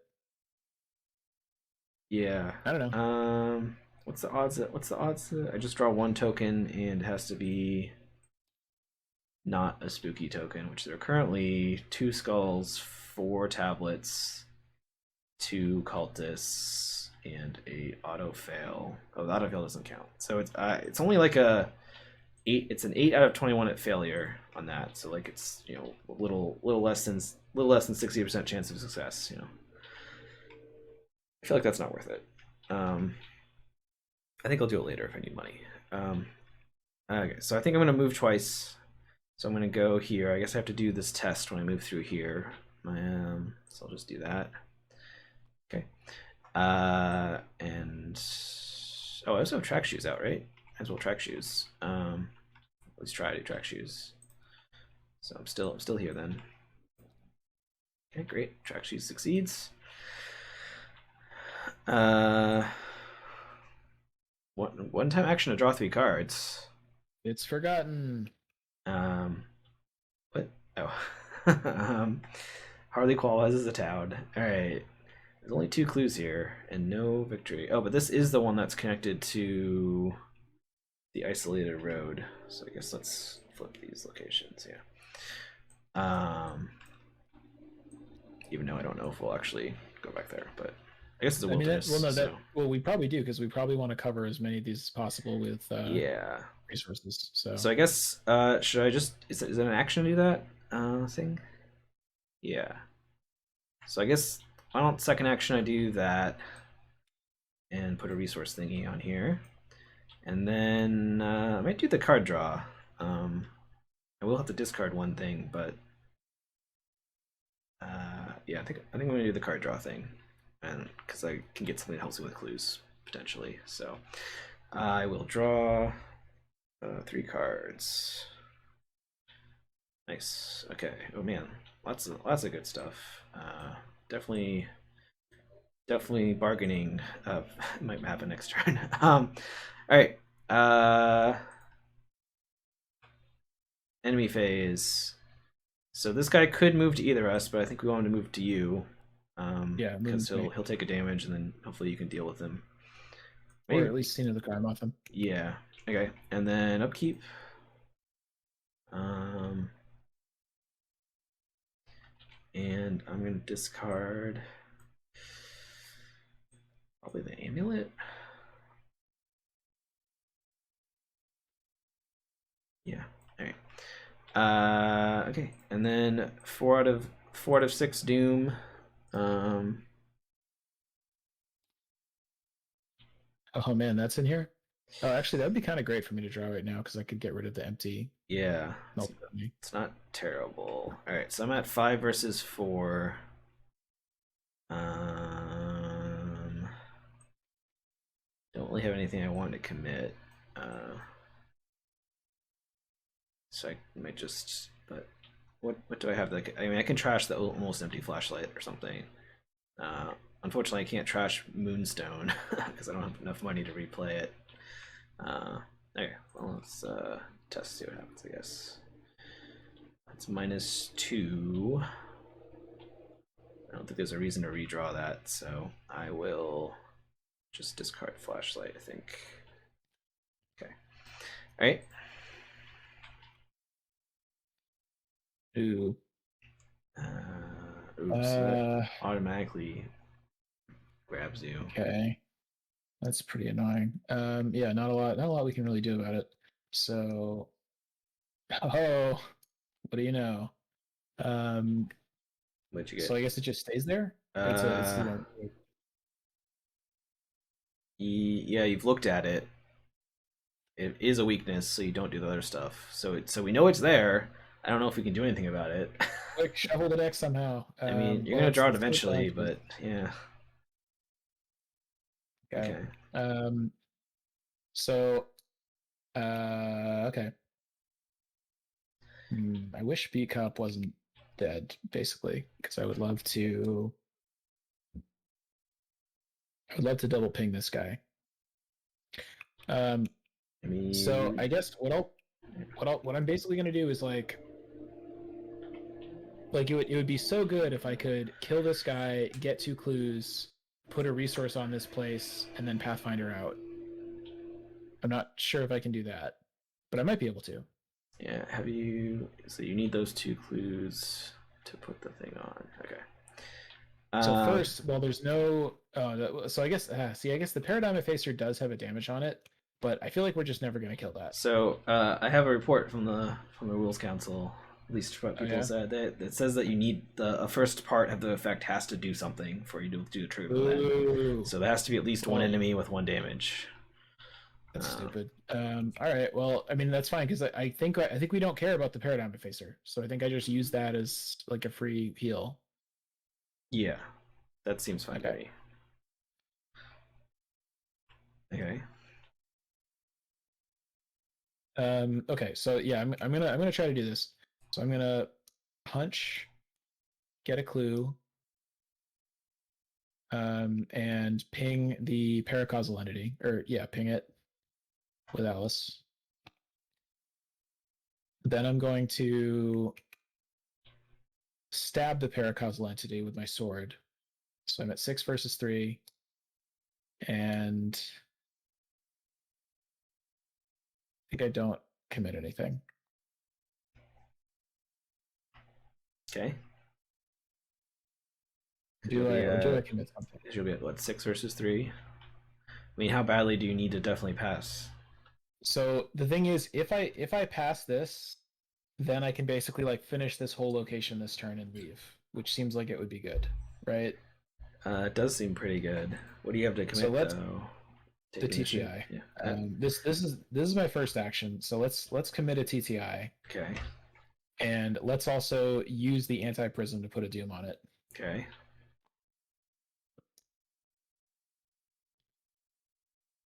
Okay. Okay. No, we don't have So we that thing yet. succeed. So This guy dies.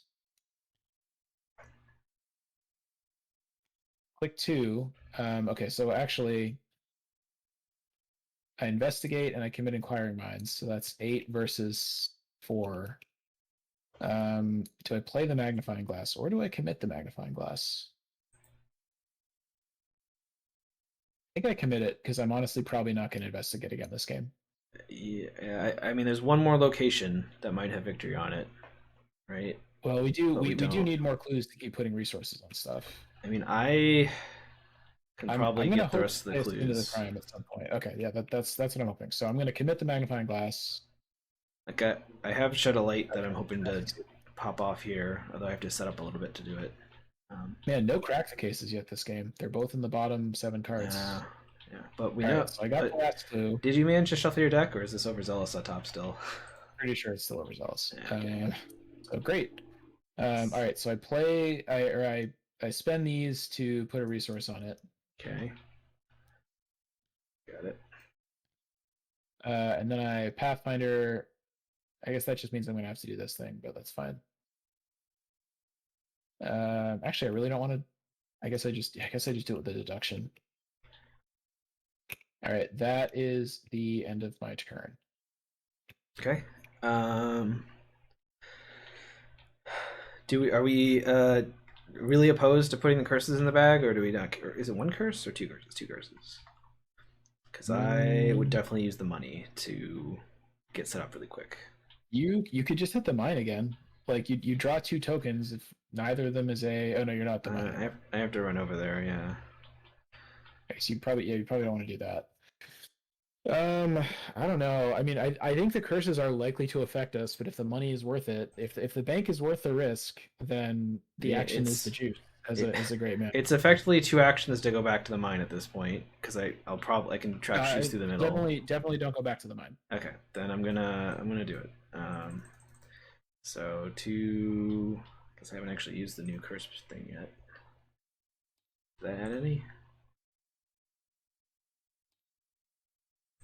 Add remove curse. Oh, there we go. Okay, cool. Right. Then I will. What's the order I need to do this in? So that was my first action. Am I one action short of being able to do this correctly? Because I want to get flashlight down.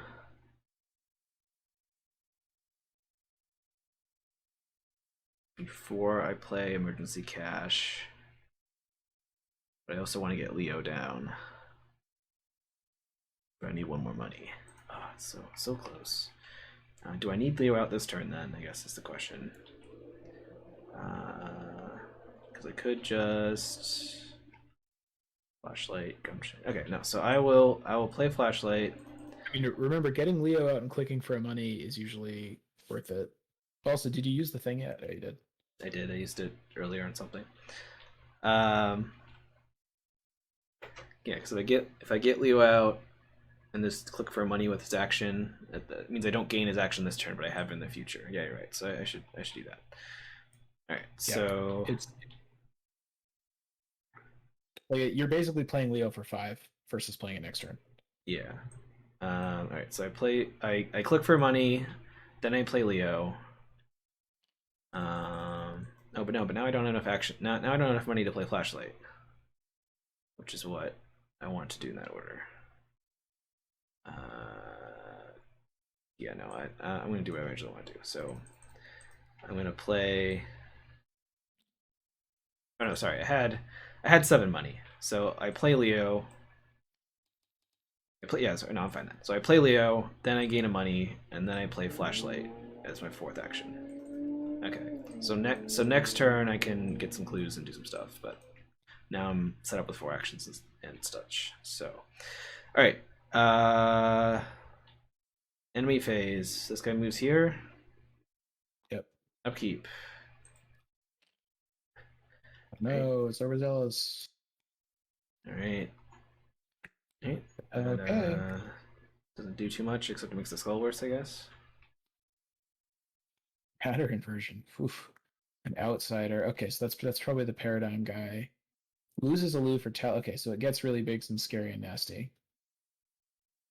So that makes it makes this guy It makes bigger, it right? so he loses aloof. Okay. If you could evade and deal with this guy, you get your lucky back. I don't know. We can What does it see. do? Anyway, After he successfully evaded, discard my average and draw 1. Oh, that's interesting. Yeah, I wish. Yeah, unfortunately, one on you. If he hadn't gone, you would have probably popped over to him. I might just there's not any other outsiders out, right? No. right. All right. We are about to advance the agenda. I don't know if it.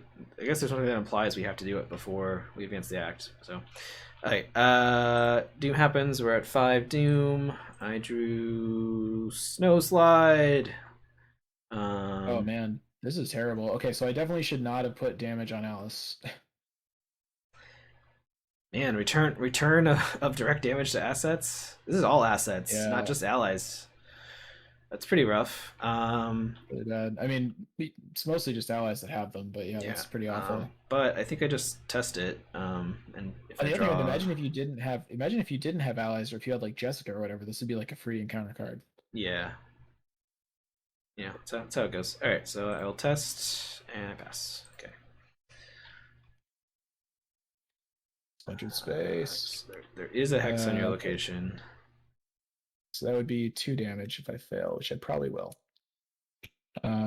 So 2 against 3. Okay. Fail barely, take 2 damage. Okay. The seduction's a hollow. What's going on? Okay. Is that the 3rd splinter? Okay, no, we have 2 No, splintered space and 2 beyond the yeah. pales. Unfortunately, we have 2 and 2, which is annoying. But Yeah. skulls are -3s now, so 2 hazards. And okay. let's see what the hunch is. Hunch is seen. Not helpful. I guess if I had a short, It'd be helpful if there's an enemy here. Would it be insane for me to like move, engage, and move back, and then you could Pathfinder here? I mean, I think you're supposed to just do something to get clues. I'll just get clues instead. Can you? Is there any way you can like? Probably. Is there any way you can like get those clues, move up here, engage the effacer, and then evade it?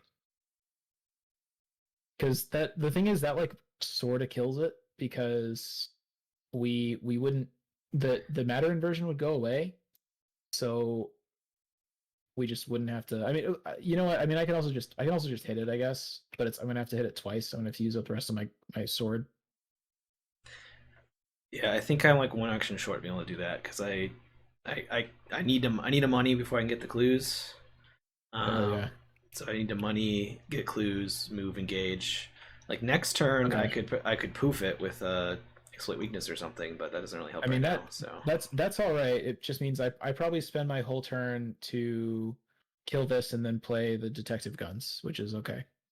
yeah, that's fine. All right, so I'll go then. I'm gonna unless you want to go first for some reason. Nope. I'm gonna use this though. All right. Oh, it is witching hour if that matters for stuff. Doesn't help a lot, unfortunately.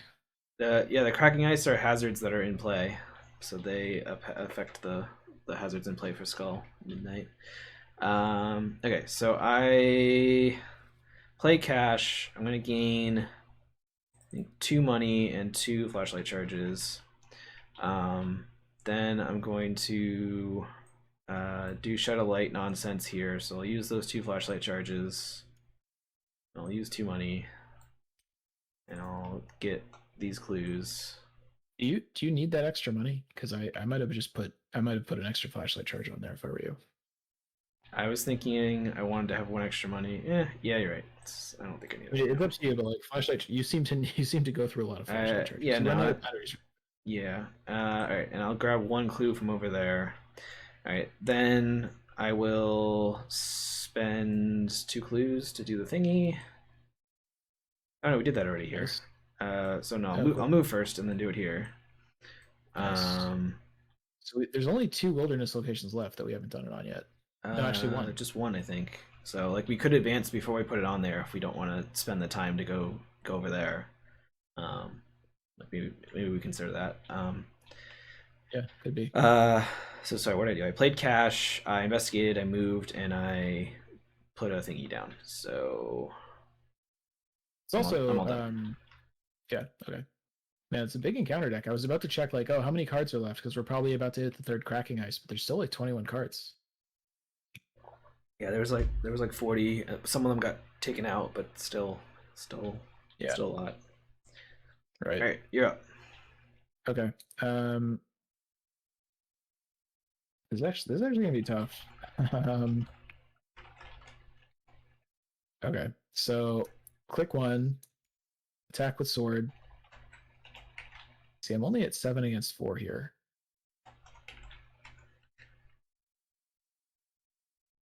Yeah, this could get bad pretty fast.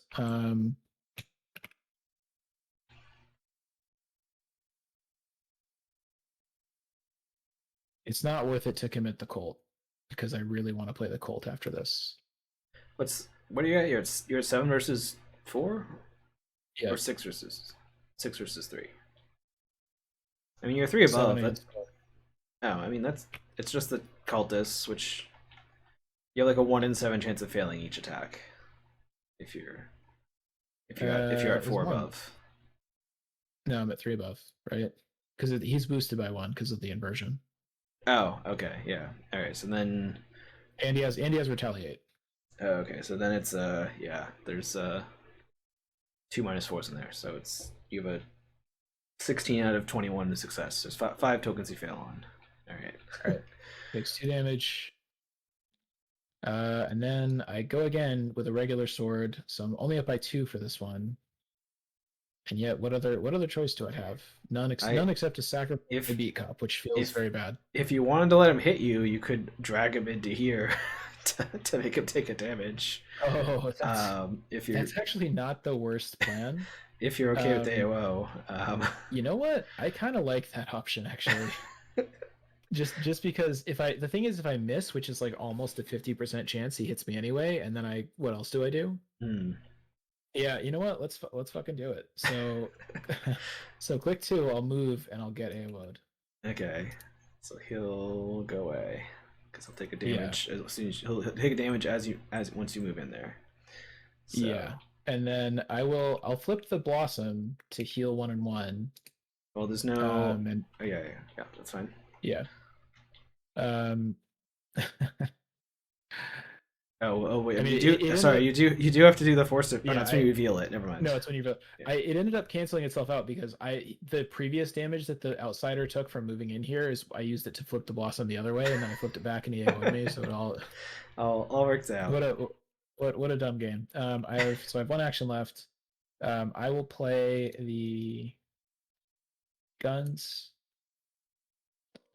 and then I will Pathfinder back to. What do you want? I don't really want to have to hollow something. Okay, maybe I don't do that. Maybe I just stay put. Okay, I guess yeah. Do we? Let's see. Can I get that clue? I mean, I could move up there and get the clue next turn and place the thing. So and then we could advance. Okay, yeah, that's probably Yeah. good. So, are there any enemies? Or do we finally clear them all? We clear them all. Okay. Upkeep. And then we are going to advance the agenda, though. You did your upkeep? Yep. All right. Uh, During your exploration, you stop and look up at the majestic vista of a nearby mountain range. One of the mountains appears strangely damaged, as though a fist has punched a hole in the mountainside. Although it is covered in a layer of snow, there is something ominous about the deep, empty pit gouged into the side of the rock. You wonder what horrible thing burst out of the heart of the mountain. As you stare at the impossible destruction around you, a faint buzzing in the back of your mind sets you on edge. You have a creeping feeling that you have forgotten something, or someone. Alright, it says again, choose an ally or item asset in your hand or play area and set it aside out of play as a hollow. Do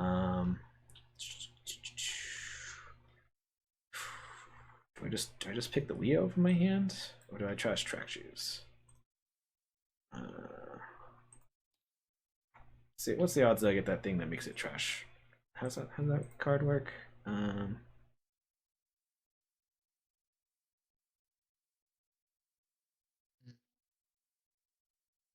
Thing substance for each set aside hollow. If there's one or more copies in that hollow on your player, so this will make you trash it later. I could be I could turn Thorne into a hollow. that's kind of funny. He is kind of a jerk. Yeah. There'd be a little poetic justice there. I think the let's see, track shoes will move me up here. I think I'll just do the Leo for my hand. Yeah, that's fine. Okay. But I did set aside. I did do a hollow, which means I can immediately take an action because of Thorne. Do I have something useful to do with that action? I guess I can move up here, or try to move. Yeah. Okay. So let's move, and then I'll trigger track shoes and try to keep moving. Oh, might purge it. Haha! Very lucky there. So I succeed even with the curse token. So I remove one, and now way to go, Ben. Now I'm up here. Pretty cool. Right. And then. Oh man, I didn't look closely enough at the art for Frozen Lake. Wow, what's going on there? it's Madeline and her friends from the French elementary school. That's some good. Out on a. That's some good art. Hanging out on the ocean with some scary stuff underneath it. Yeah, I haven't looked too closely at the art in this scenario. You ever go ice skating as a kid? Good times. A little bit. I never really learned how to do it, so it was more like several failed attempts to do it and then gave up forever. Maybe I'll try again someday. All right, Annihilation. The landscape around you is being actively devoured, stolen from existence and memory. A feeling of numbness spreads through you as you stare at the fading wilderness. An uncanny sense that you are losing your grip on reality nags at the edge of your mind. Only 5 doom. Oh, this is at the end of any round? That's annoying. So I guess we have to do it at the end of next round. Okay. And then it'll give us 4 turns to deal with the thing. Hopefully that's sufficient. Oh boy. I got the big victory enemy.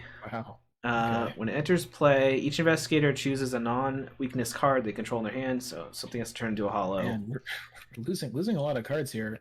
When it's defeated, instead of adding it to the victory display, discard it and choose 3 set aside hollow. Oh, that's an option. So you instead of taking the victory, you can get hollows back when you kill it.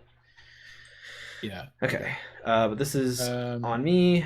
You're gonna. Can you exploit the shit out of this? Because it is exploitable. And it's only 2 agility. You gotta do it. I can exploit it, but it will not kill it, right?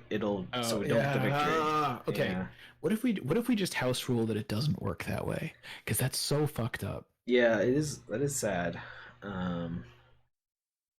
Yeah. Why does it discard instead of defeating it?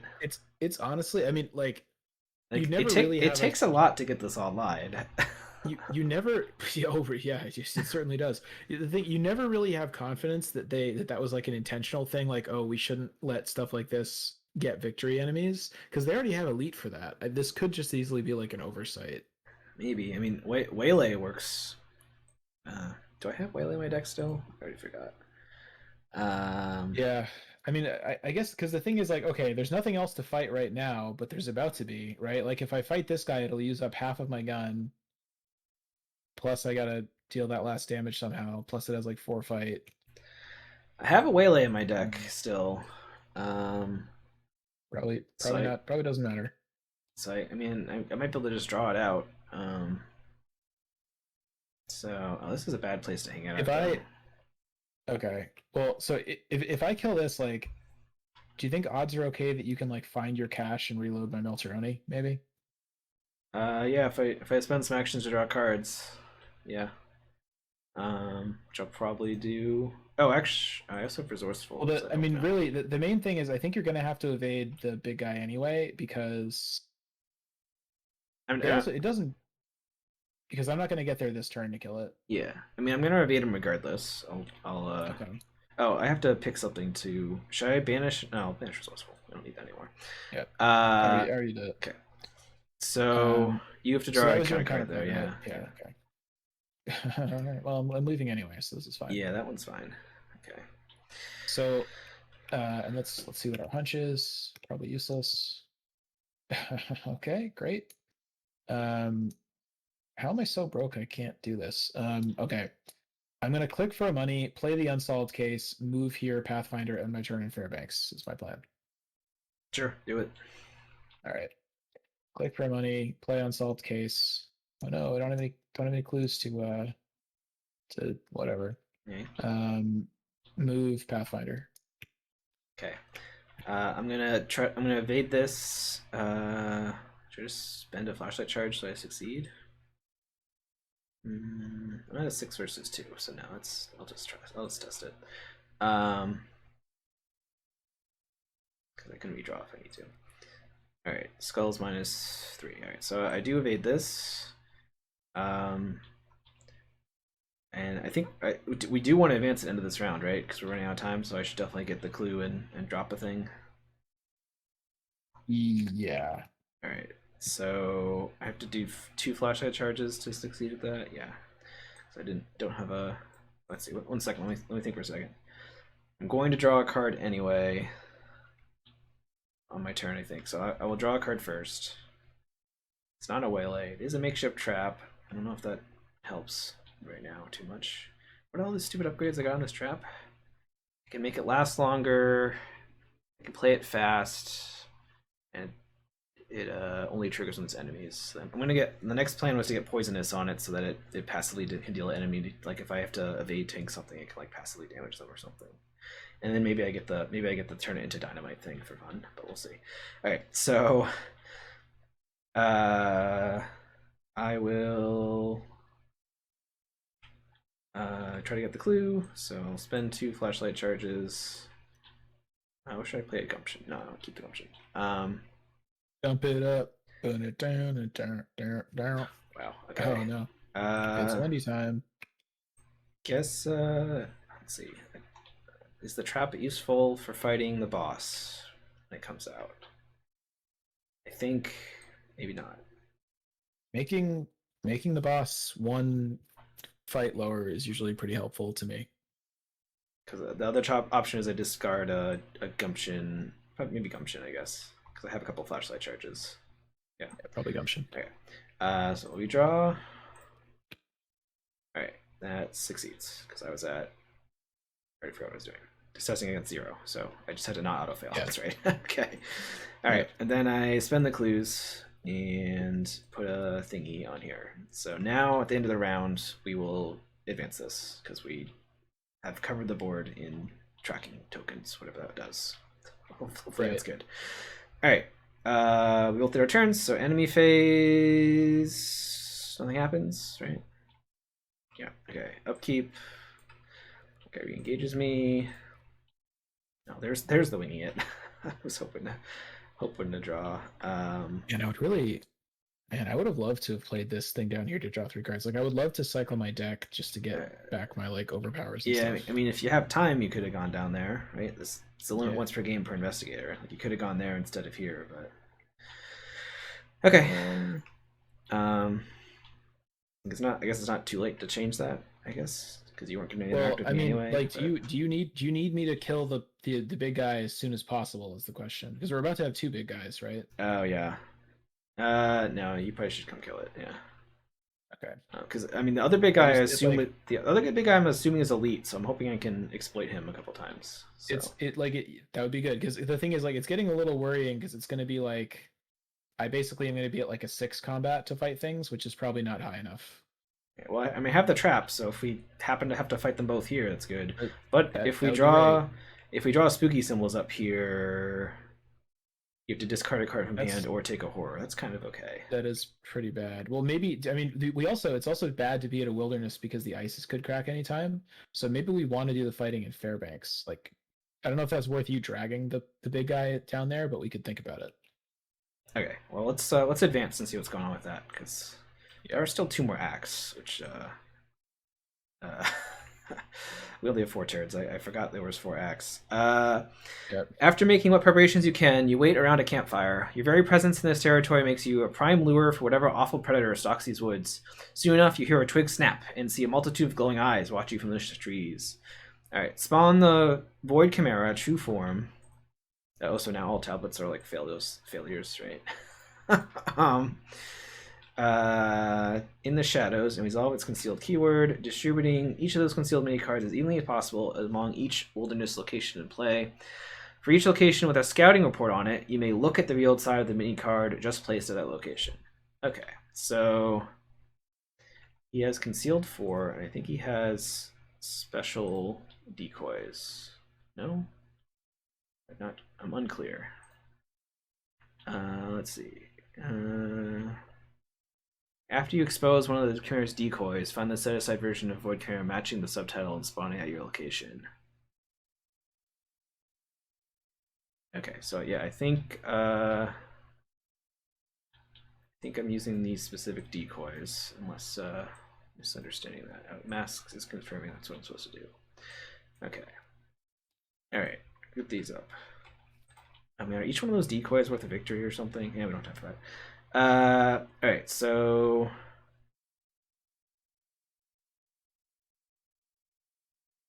how's this work? Distributing those on the wilderness locations. So I guess I just shuffle them randomly and put them on the 5 locations. But we can immediately peek at them, so we can know which one he's actually at. I guess that's where we'll have to fight him. Yeah, I think in retrospect, it probably there wasn't a huge advantage to doing a resource on every location. Like we definitely could have done like 3 or 4 of them, and it would have been fine. Yeah. So I guess let's peek. Oh, hey, he is up here. Oh, Which I don't know if that's good or bad, but that's where he is. I think it's. I mean, the spooky token thing is definitely not great, but we're not about to go insane at the moment, so Yeah, maybe we're all right. we might have time to drag him out. I don't know. All right, let's. Okay, so this is all done. Prowling Nightmare. The shifting chimeric form of the paradontial beast flits in and out of view, is playing games with you, much like a cat plays with a mouse. If you can expose its true form, perhaps you can turn the game on its head and banish it once and for all. Okay, so we advance this once we flip him over, which we currently know is right here. So and then we probably win when we beat it. Yeah, that makes I guess sense. what could get bad is like if some other concealed enemy pops up, it could randomize it a little bit, and then we'd have to do more work. I guess right now the Void Chimera is not at our location, right? So yes, even though it is. Yeah, it's not actually here. So that means the tablets are not auto fails yet, which is good. Which is good. Okay, so we add a doom, and I draw an encounter card. All right, Crypt Chill. Oh, no, I mean I just test that because I don't have anything to commit. So, I think we. Oof. Well, okay, so let's think for a second. I'm probably not leaving this location ever again. I am probably going to do all the evades I do, I'm hopefully going to reduce down with flashlights or gumptions. So maybe I don't need track shoes. And if I let something get eaten, I get an extra action immediately, which is kind of okay. Because I can just eat winging it. We don't need winging it anymore. Right. So I'm kind of thinking I'm going to stay with this. I think I'm going to let trash cues get discarded, and winging it will get eaten. And oh, how come he didn't untap? Yeah, he should have untapped during upkeep. Did I do upkeep?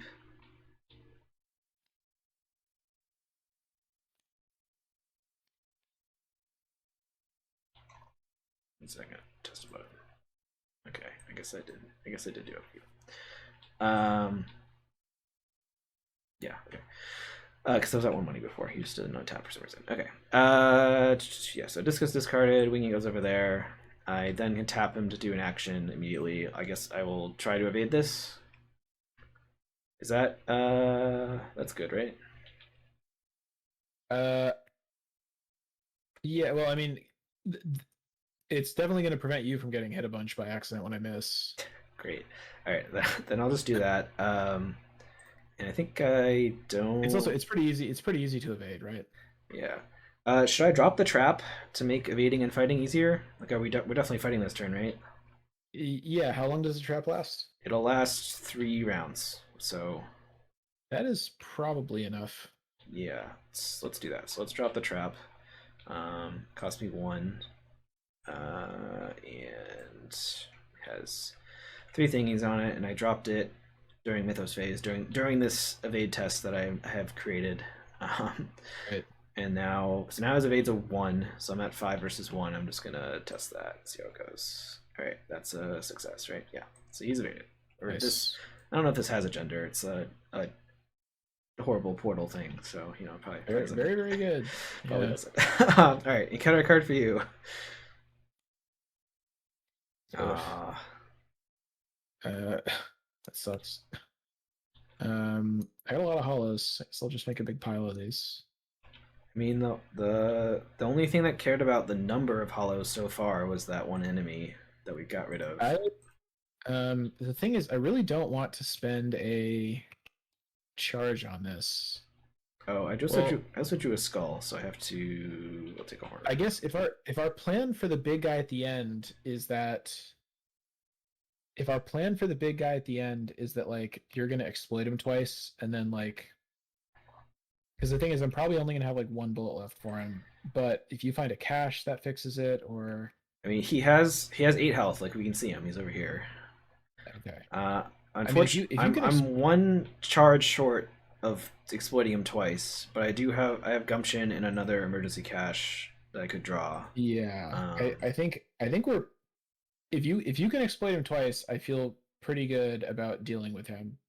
okay, If you don't, then it's things get scary. Like I might need to like cycle my deck and desperately search for stuff again. okay.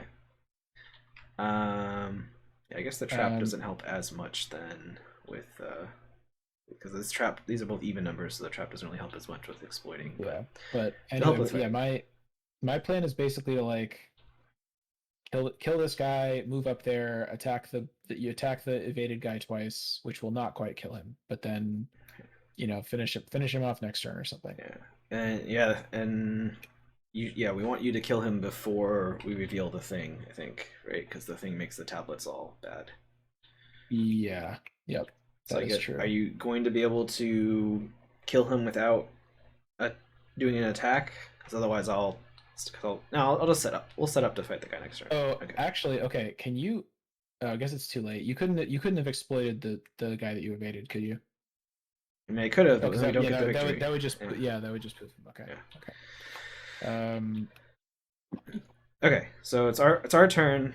I think it yeah. sounds like I'm just doing setup, but you can go first in case something weird happens. All right. Oh, I could also move to take advantage of the trap, but that wastes the Pathfinder and I get hit. That's not really worth it. And well, you can't use All right. Pathfinder with an enemy on you anyway. Yeah. That's what I'm saying. I Yeah. want to Okay. move. Okay. Um, I'm only up by 3, but I don't really think I have any better choices. Okay. Oof. Okay. Just barely. Got it. All right. So this guy dies, and that does mean I get to put a hunch under the deck or whatever. Not that that's really gonna do much. Well, you're not gonna know stones, but I guess there's no clues here, so I don't know. Most of the hunch cards are not good anymore. I will put a. I guess I don't even do it. It doesn't do anything. Well, it thins your discard pile if that's helpful. Well, okay, all right. I put a cryptic writings under there because if it's on top of the hunch deck, I might play it. As stupid as that is, there are scenarios where I would have to. Okay. All right. Pathfinder, up to you. attack the guy. So he's at He's at a 3. 3. Yep. I'm at a 6. Man, that's not great. Hooray! Success. And uno mas. Nice. All right. So he So has he 4 on him, right? Yeah. And maybe you can ping him next turn or stab him, something. Can I somehow stab him? No. Okay. So do I just draw? I think I just draw to set up to deal with the guy next turn to get the exploit set up. Yeah, so. if you And also I might draw a cash, and I could put some stuff on Train Solution. Yeah, although I think the disappearing car might have something to do with that.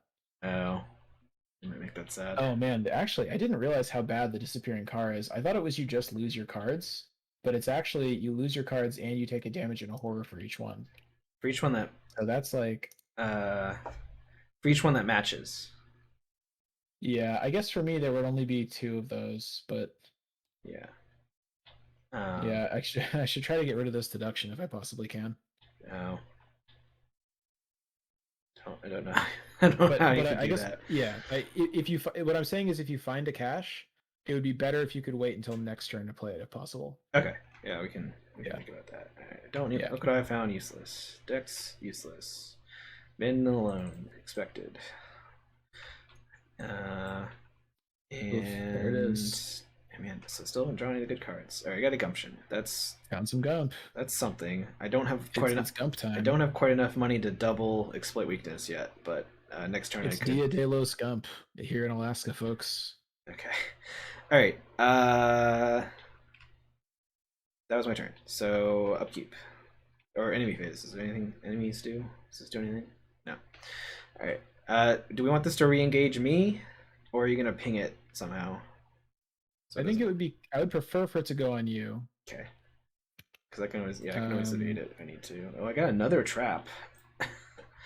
Yeah, I mean, play it. If you're probably not gonna have the money to do that and exploit. Yeah, how are you so poor again? We need you to exploit like twice.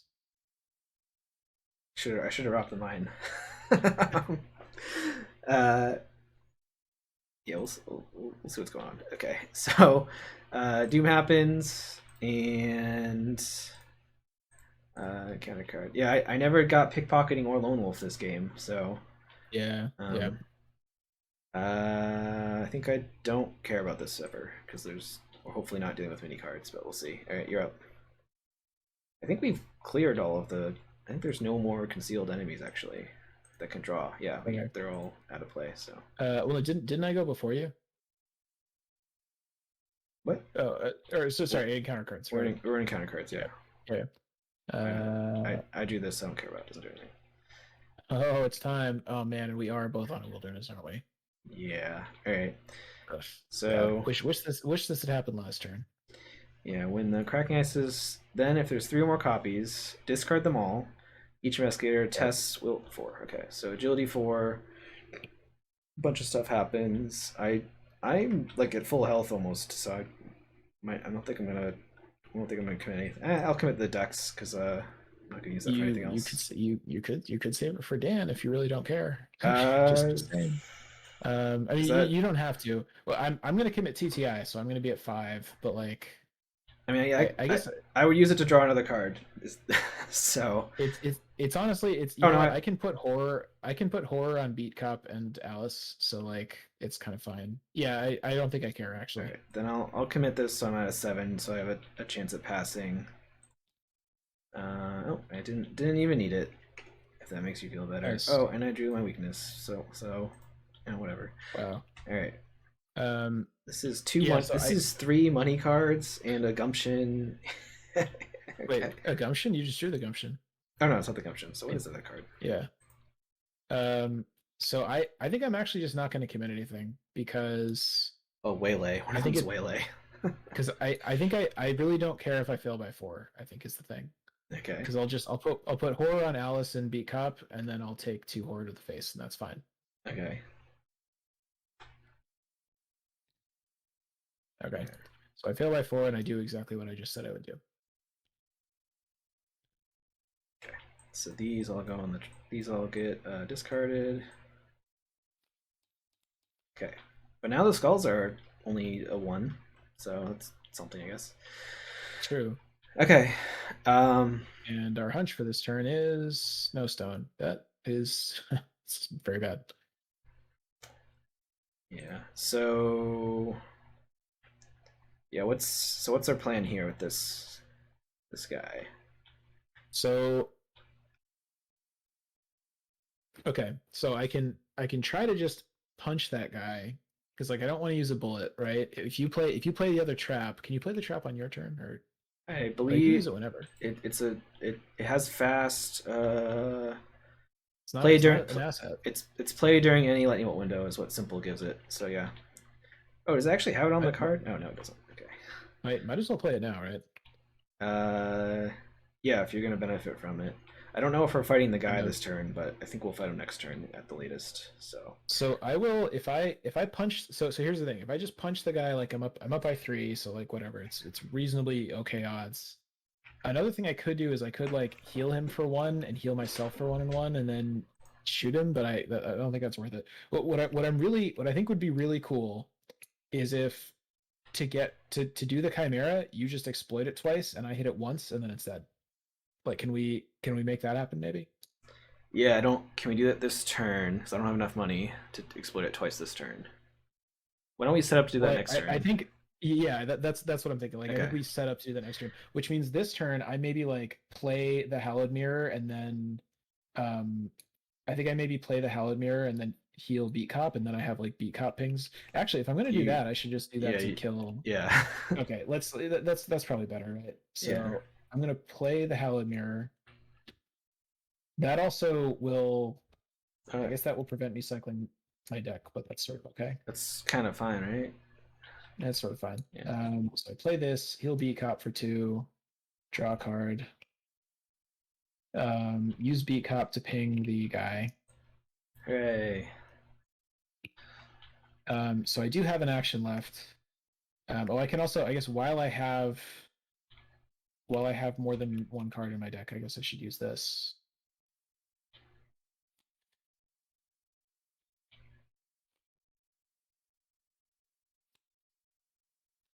Um, Okay. so I have 1 action left. I can play If another Soothing Melody. yeah, I would say yeah, either heal or if you really want to get rid of the deduction, you could do. Oh, next turn you could do an investigate to reveal him, or you could just ping him. Yeah, no, that's dumb. Just heal Yeah, or I think something. I Yeah. Soothing Melody, and you don't need healing, right? You're fine. Yeah, I'm fine. All right, so I heal the. We're winning. We're winning next turn, right? So I'm That not going to heal Beat that's Cop. the hope. Assuming this doesn't get like buffed or something when he comes out. I'll heal a Beat Cop anyway. So I'll heal Beat Cop for 1, and I'll heal myself for a horror. Okay. And I'll draw a card. Okay. All right, All right. then. I haven't gone yet, right? No, I haven't. Yep. So, what am I doing? I guess I'm just trying to set up more. I mean, I'm basically already set up. I guess I just draw cards. Oh, I need 2 money. I need at least 2 money. And I get 1 from upkeep. All right, sorry. I'm gonna draw cards first. So I draw a card. Lone Wolf, useless. I draw another card. Pickpocketing, basically useless at this point.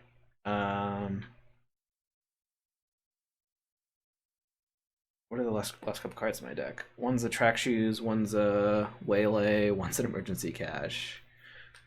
But I don't think I need the cash. So I think does 1 extra money help me with something? I think I draw a card. I draw a card anyway and gain a money. I think because then I'll have 2 money for exploit weaknesses. And that should be all I need. Okay, so I draw 1 more card. Oh, it's a winging it. I had track shoes. No. Okay, so cool. All done then. It's kind of don't want to wing it in my hand, but whatever. All right. So enemy phase, nothing happens. Upkeep, end of the round. These are the end of the round, right? Doing that right? Yeah.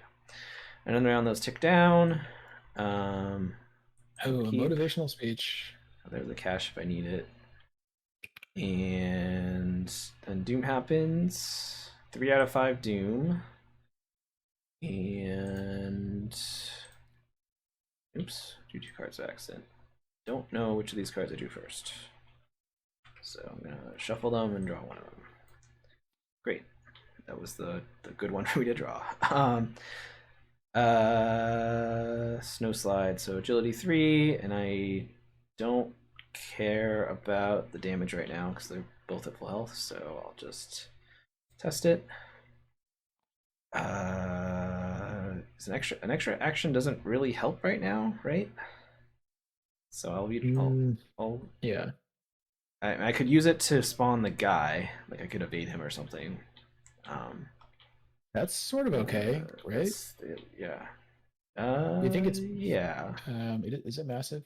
Okay, it's not. Oh, it is massive. Yeah, that kind of It sucks. is massive, but I can like my exploit weakness still evades it, right? Yeah, automatically Oh evades yeah, it yeah, and deals yeah. 3 damage. So Yeah. it automatically succeeds. Instead of the I normal guess effects.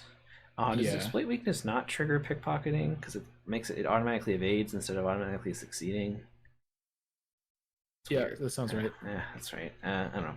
I don't have pickpocketing yet anyway, so who cares? All right, so I just discarded the wing it, right?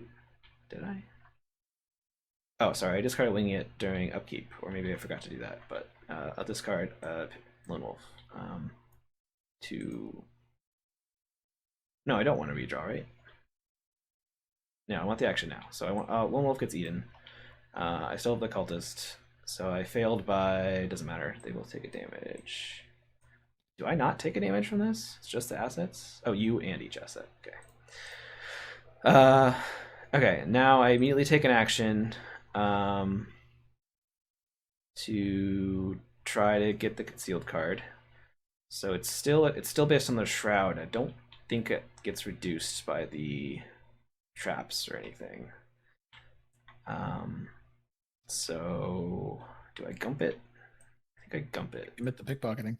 Oh no, your weakness makes it bad to I commit mean, stuff. it makes it so it's one symbol, but it's still not great. I think I gump it because right now unless he gets buffed somehow, Gump it up. he's at a 2 agility, so I only need 1 flashlight charge for each thing. Yeah. But I guess the gump is backup if I need to do something else. No, it's fine. Okay, so I'll gump. So the difficulty is a 1. And I can discard and draw again if I need to. Alright, he's still not at our location, so great. So Yeah. well, he's about to be though, which might make your test Oh yeah. worse if you have something. Oh, yeah, certainly. Well, Alright. I'm hoping I only need to do one test, but we'll see. Alright. Oh, there's more cards here. Oh, these are the other versions of him. These other versions they look bad.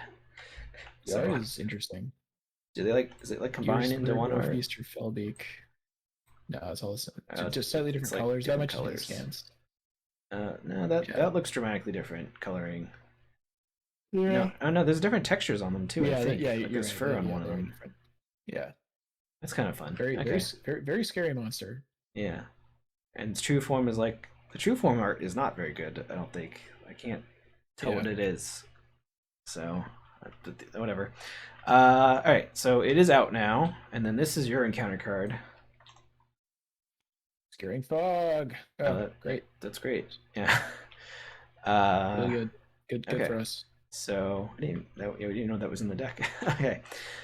Okay, so he's Indeed, up here. So I think I just evade him twice. Wait, is it because he? Well, because you can't he's actually. Yeah,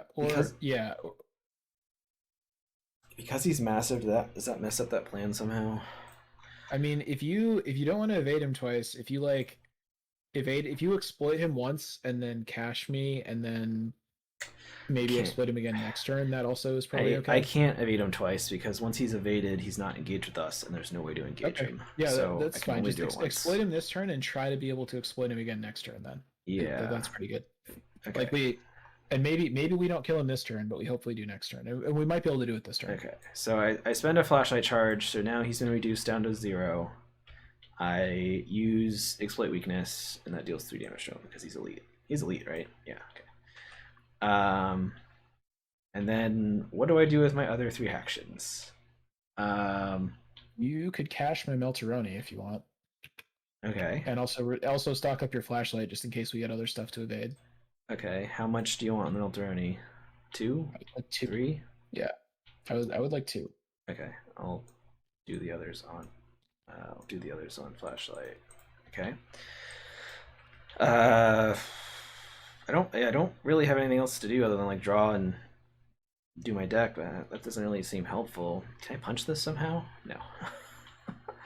Are both my gumptions in my discard, or do one get obliterated? Well, one got obliterated. If I had double gump, I could I could windy punch it. Oh no, actually, I only need one gump to punch it because he's reduced to 2 If right you now. had Gugum, You know what? yeah. Man. Let's draw Orphan, cards. Orphan punch. Let's draw some cards. All right, I have 3 actions left, so I draw a card. Wait, you did cash, right? Oh, You you're right. So, exploited and cashed. so I only have 2 actions left. That's less good then. But I did just draw a backstab off of. I forgot I had a backstab. I mean, having that as a backup plan is pretty nice too. Yeah, I guess we didn't know you were going to draw that because we could have said you could have given yourself a money off the cash. Yeah, I did. Yeah. I wasn't paying attention, I guess. It's my. I thought I got rid of my backstab, but I guess I got rid of something else. Oh, I guess I got rid of Waylay. I thought I got rid of backstab. I was looking at the wrong deck. Midnight Masks says Mighty Orphan Power Ranger, and indeed Windy is. If I had done all the math, I would have known that this was backstab and not Waylay. But I was looking at the wrong deck list. Alas. So, oh well. I can always do it next turn. So I will draw another card. Oh, there's another cash. I don't know if that really does anything for us, but all right. So my turn's over. Oh, he has evaded. Okay. All right. So it's my turn. I guess I won't be able to windy punch him next turn because the trap's gonna go away, but it's fine. Yeah. Okay. Okay. So I'm going to click 1, try to Melteronium. So I have a 7 against the 2. And I succeed. Nice. Click 2, I attempt another Melteroni. And I succeed. And then I beat Cup to finish him off. Hooray. All right. Good job, us. All right. I forgot to. Oh wait, I did forget to advance it after spawning him. Ah, shit. Okay, this might. We have to fucking roll everything back.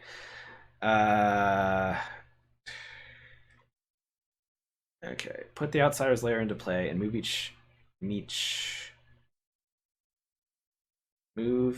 player and each investigator at its location to the outsider's lair. While outsider's lair has no clues on it, the void chimera gets -1 fight and -1 evade. Okay, does that change what we want to do?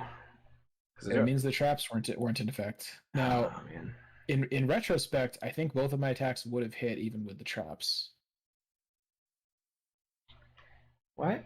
So wait, if people weren't at this location, they wouldn't be able to fight it? That's sort of messed up. It's kind of weird. I wonder if this says. Oh, does this say something? All right. Oh, it's connected to. Oh, it's connected. Okay. The prey is trapped in its own layers. Okay, so we had no traps then. So here's the thing. Did your exploit work even with like? Could you just say that you used an additional flashlight charge? Yeah, I had another flashlight charge, so I could have just done that. I drew 2 good tokens. I drew like a -1 and a -3 or something. Would you have would you have still attacked it? Probably not. I probably would have like said I needed a turn to set up or something. Because there were clues here. We could have gone for the victory here, but I did have a scene of the crime. I guess maybe what I would have done is like we probably would have said we're not going to kill him this turn. Oh, actually, the fog would have been here because I revealed him during Mythos phase, and then we would have gone moved up here, and this would have been shroud 6. So I think what I would have done is I would have played the scene and pinged him, and we wouldn't have killed, and then I only would have needed to hit him. Well, do we want to roll it back to try to get the victory, or do we want to just say we won? What I would sincerely like to do is I would like to say, based on the tokens we drew, the plan that we did, if you just like transpose it to the lair, still would have worked. we missed the victory. It's kind of an asterisk because we probably wouldn't have gone for that plan because it was aggressive, but it would have worked. And it is late, and we've been playing for a long time, so I would vote Yeah, for that. it's pretty late If for that me. really bother if that really bothers you, then I'm fine rolling it back and trying to do it I mean, correctly. I'm not too concerned about victory at this point. So it's more if you want the victory. It looks like we I have. It looks like we have one, two, three. It's only with one, and then I think we had at least six, right? Or I is it only four again? Five? We currently have I five I victory. I am desperate for victory. I would love more victory very badly. But with the fog there, it's going to be really hard. Like I seen two of the clues, and then for the rest, like I guess you know you could maybe do some crazy stuff and get it, but then like I don't know. I don't care enough about another victory to extend the life of the game by I 35 I minutes. I would use two flashlight charges, and look what I found to get two clues. And Um, I would scene to get two clues. you would seem to get two clues. There's also the Yeah. thing is like I drew good tokens and I hit him. I Yeah. know that if we roll it back and I do it again, I'm gonna draw like the All right. minus five Let's clues. just get rid of the victory Yeah, and say we're good. yeah. So that was my bad. Because giving up on victory that we could have got is already kind of a penalty. So Yeah. like, Okay. yeah. We'll call it good. All right. Uh, Apologies to everybody. But on the other hand, we are ending the stream now instead of taking another hour to finish it. well, I might keep streaming and read a bunch of story text. Unless I can also do that in the How morning. much story text is there in this There's a lot. campaign? There's a lot, Dan. I mean, unless I go directly to, no, I can't even go directly. Like, I think after this, I go Bermuda, Yobor, Havana, probably. All right. Anyway, let's advance this. So, uh, I guess I didn't read the last stand, but it's that your prey has trapped you on its own lair. The alien beast unveils itself in all its otherworldly grandeur, looming over you in a myriad of amazing forms. And then you stab it with a knife, or no, you splash magic goose on it, juice. Okay. Uh, as you land a final blow, the shifting, violent thing collapses into itself with a noisome cacophony and a sudden suction of air. As its form crumbles, the strange otherworld around you also begins to disintegrate, and you find yourself drawn back to reality in a rush of static and ozone. Um, oh, Harrison showed up with some folks. We just beat the scenario. All right, so Thorne story asset is in play, so we get resolution 1 on page 35. All right. The scent of ozone hisses out of the closing tear in reality as your surroundings come back into view. You are back in Alaska where the chimeric entity pulls you into its lair. As you stand up, Thorne pulls out a handkerchief to wipe slick, extra-dimensional blood off of their sleeve. They cock an eyebrow at you. Perhaps I was wrong about you foundation types. If nothing else, you know how to hold your own in a fight.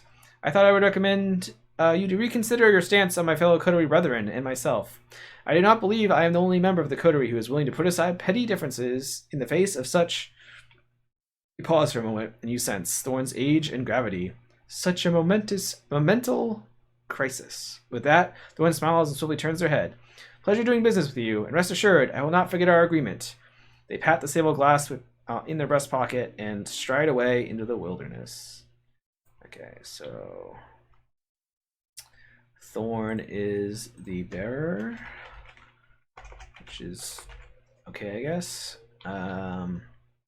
We get victory X, which is 5.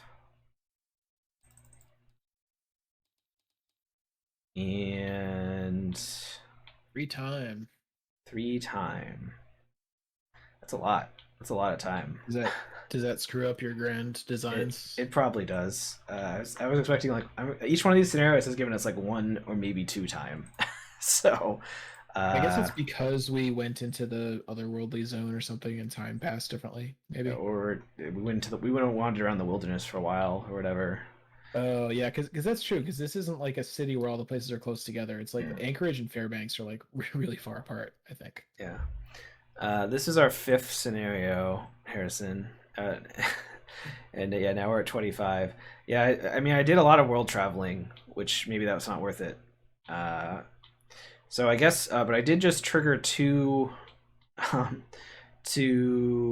time-based thingies. So I got the Y symbol, and we didn't bring sled dogs. So all right, So we got Gamma, and we also have Psi, because Psi is at time 25. So the reports continue. Now it is not just missing people, but people returning, having changed. Buildings and objects, too, replicated, but different, off, like they have been completely dismantled and then reassembled.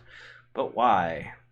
Alright, we get a cultist token, and we must add a copy of the Parallel-Dimensional Understanding Weakness to their deck. How bad is that? It's in here.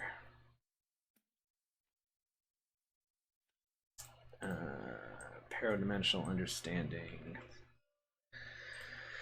That's not that bad. You have to immediately shift an unstable key or flip a stable key to unstable side. I guess that might be semi bad if like we really don't want if we really don't want an unstable key to shift or something, but it's probably okay. Okay. So we both get that in our decks.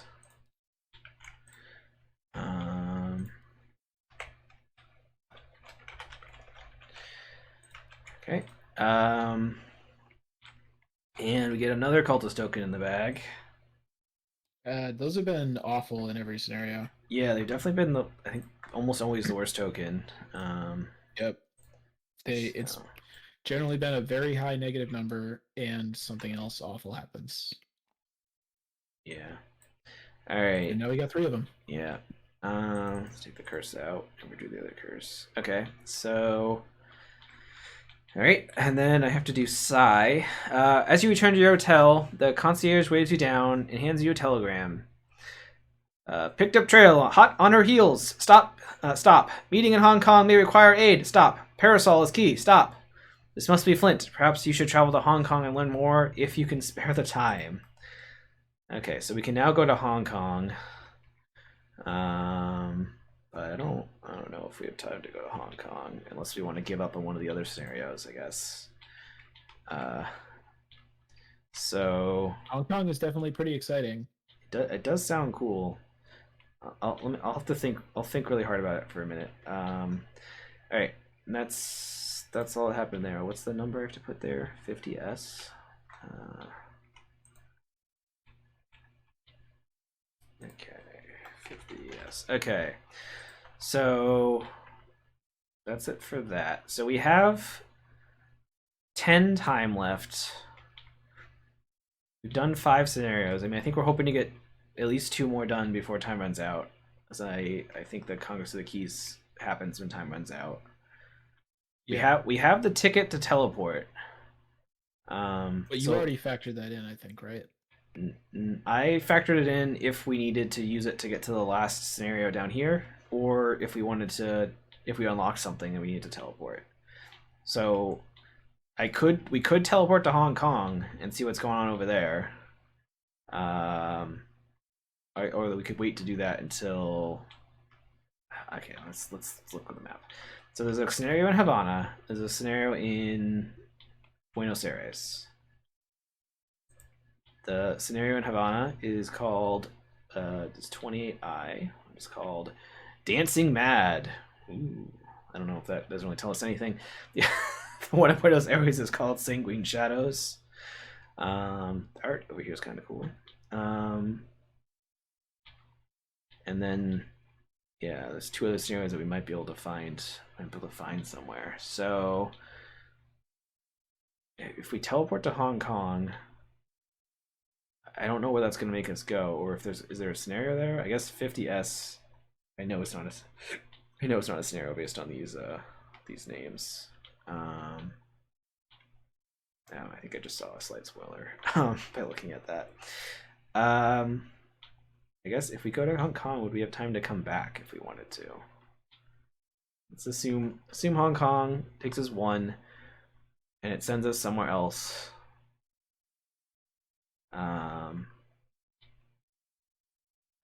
Let's say this is like, hopefully it doesn't send us back across the whole map. It probably doesn't, because he was in Shanghai and he went to Hong Kong, so it's probably one of these 2, or maybe like you can repeat somewhere up here or something.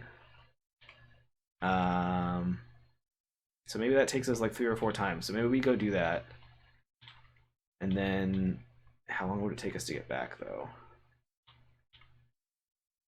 One.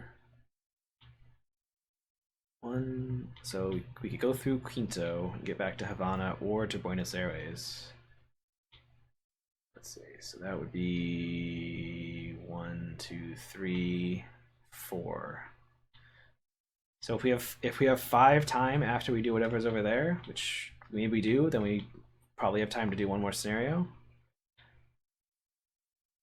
I guess, do we want to do a potential secret scenario, or do we want to just do the 2 that are over here? Because we can definitely do the 2 that are over here. Harrison, what have you and Dana played? Have you done these 2 scenarios? Oh, less than that. What's your opinion, Dan? Do we want to do the regular scenarios or try to find secret ones? We don't even know if we'll have time to do the secret ones, right? That's correct. I have no idea. I don't really know. It's just really hard to make decisions in the blind run. Yeah. So let's do whatever you think has the highest chance of bringing the campaign to a satisfactory conclusion. Like, we definitely want to have time to do whatever the big scenario is at the end, right? Yeah. So don't do anything. I'm assuming that when we run out of time, that just triggers the last scenario, because I think it would be dumb if it just runs out and then it's like, oh, you lose. But it very well could be a thing where, like, kind of like resigning. Like, if you run out of time, it's bad. If you like actually get there and start it intentionally, then you get a bonus or something. Well, it's in Tunguska. I don't know if you caught that on the stream, but yeah. So we could wait to teleport. We could like do one of these scenarios, and then teleport to Hong Kong. See what our time is, and then teleport to Hong Kong, and we can decide at that point. So Harrison says they haven't done Dancing Mad yet. So it's either do one in the New World and then try to like teleport to Hong Kong, do Hong Kong, and then go to Tunguska and finish. But we might not have time for all of that. We might have to skip Hong Kong and teleport straight to Tunguska. We do one of these 2, teleport to Hong Kong, see what's going on there, and then I guess if we don't have time for Hong Kong, then we would miss out on a scenario, which would be a little bit of a bummer. We'd go into this as our 7th scenario, but it means we might finish tomorrow if we're doing 2 scenarios tomorrow. I would definitely like to do Hong Kong if possible. Okay. I'm also not sure we're going to be able to do 2 tomorrow. So okay, I mean that's also fine. I don't know. We didn't talk about it yet. Let's do one here and let's roll the dice and see if we can make it to Hong Kong. All right. So in that case, I guess we'll go. I guess we'll try to go to. We'll go to Havana. I guess directly to Havana. So 2 time to get to Havana, instead of stopping anywhere. Okay. Or do we want to have? How much time do we want? We have 10 time. So let's see. We could go to Yabor, then Havana. That would cost us. Oh no, we can go to Yabor anyway because there's a checkpoint through Arkham. So yeah, so we go to Yabor, then we go to Havana. So we skip Bermuda. Or we could spend 1 time to go to Bermuda. There's maybe a guy hiding there. From one of the story things. No, we're not doing Monte Carlo. There's no there's no reason to do that. Yeah, we played it, so maybe we'll stream it at some point, but not this run. I guess. Do you want to spend 1 extra time to go to Bermuda? I guess is the question. No? All right. Then let's go to. So that means there's only 1 chunk of story text, so I'll read that now. I guess maybe before I do that, do you want to say anything else about this scenario?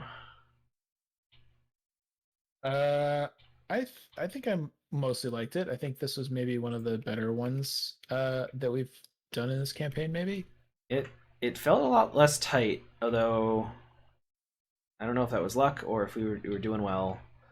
I don't know. Because we put the thingies down, we didn't have to do any bad chimeras. Like, these guys are all very scary, or fairly scary. Some of them are 2 health. Oh no, they get bonus health. Yeah. So I guess that was kind of weird about it. I kind of feel like there's sort of a push your luck of like how many places can you put a resource down on, but it's unclear how well rewarded you really are because like for one thing, you definitely don't need to cover every wilderness with a resource. You could do minus Yeah, one would be right. We could have skipped exactly the as good, one. right? Which is And fine, but I guess if we had made enemies with the guy, there would still be all the coterie agents in here, and that would spawn more concealed stuff, which could be bad. we would have gotten Um, his if we would have had to fight him, right? Like uh, that just sounded a lot harder. Like we would have had to fight him, and we would have had to fight all of his wow, demons. this is a guy that he has 6 base health plus 2 per investigator, so he would have had 10 health.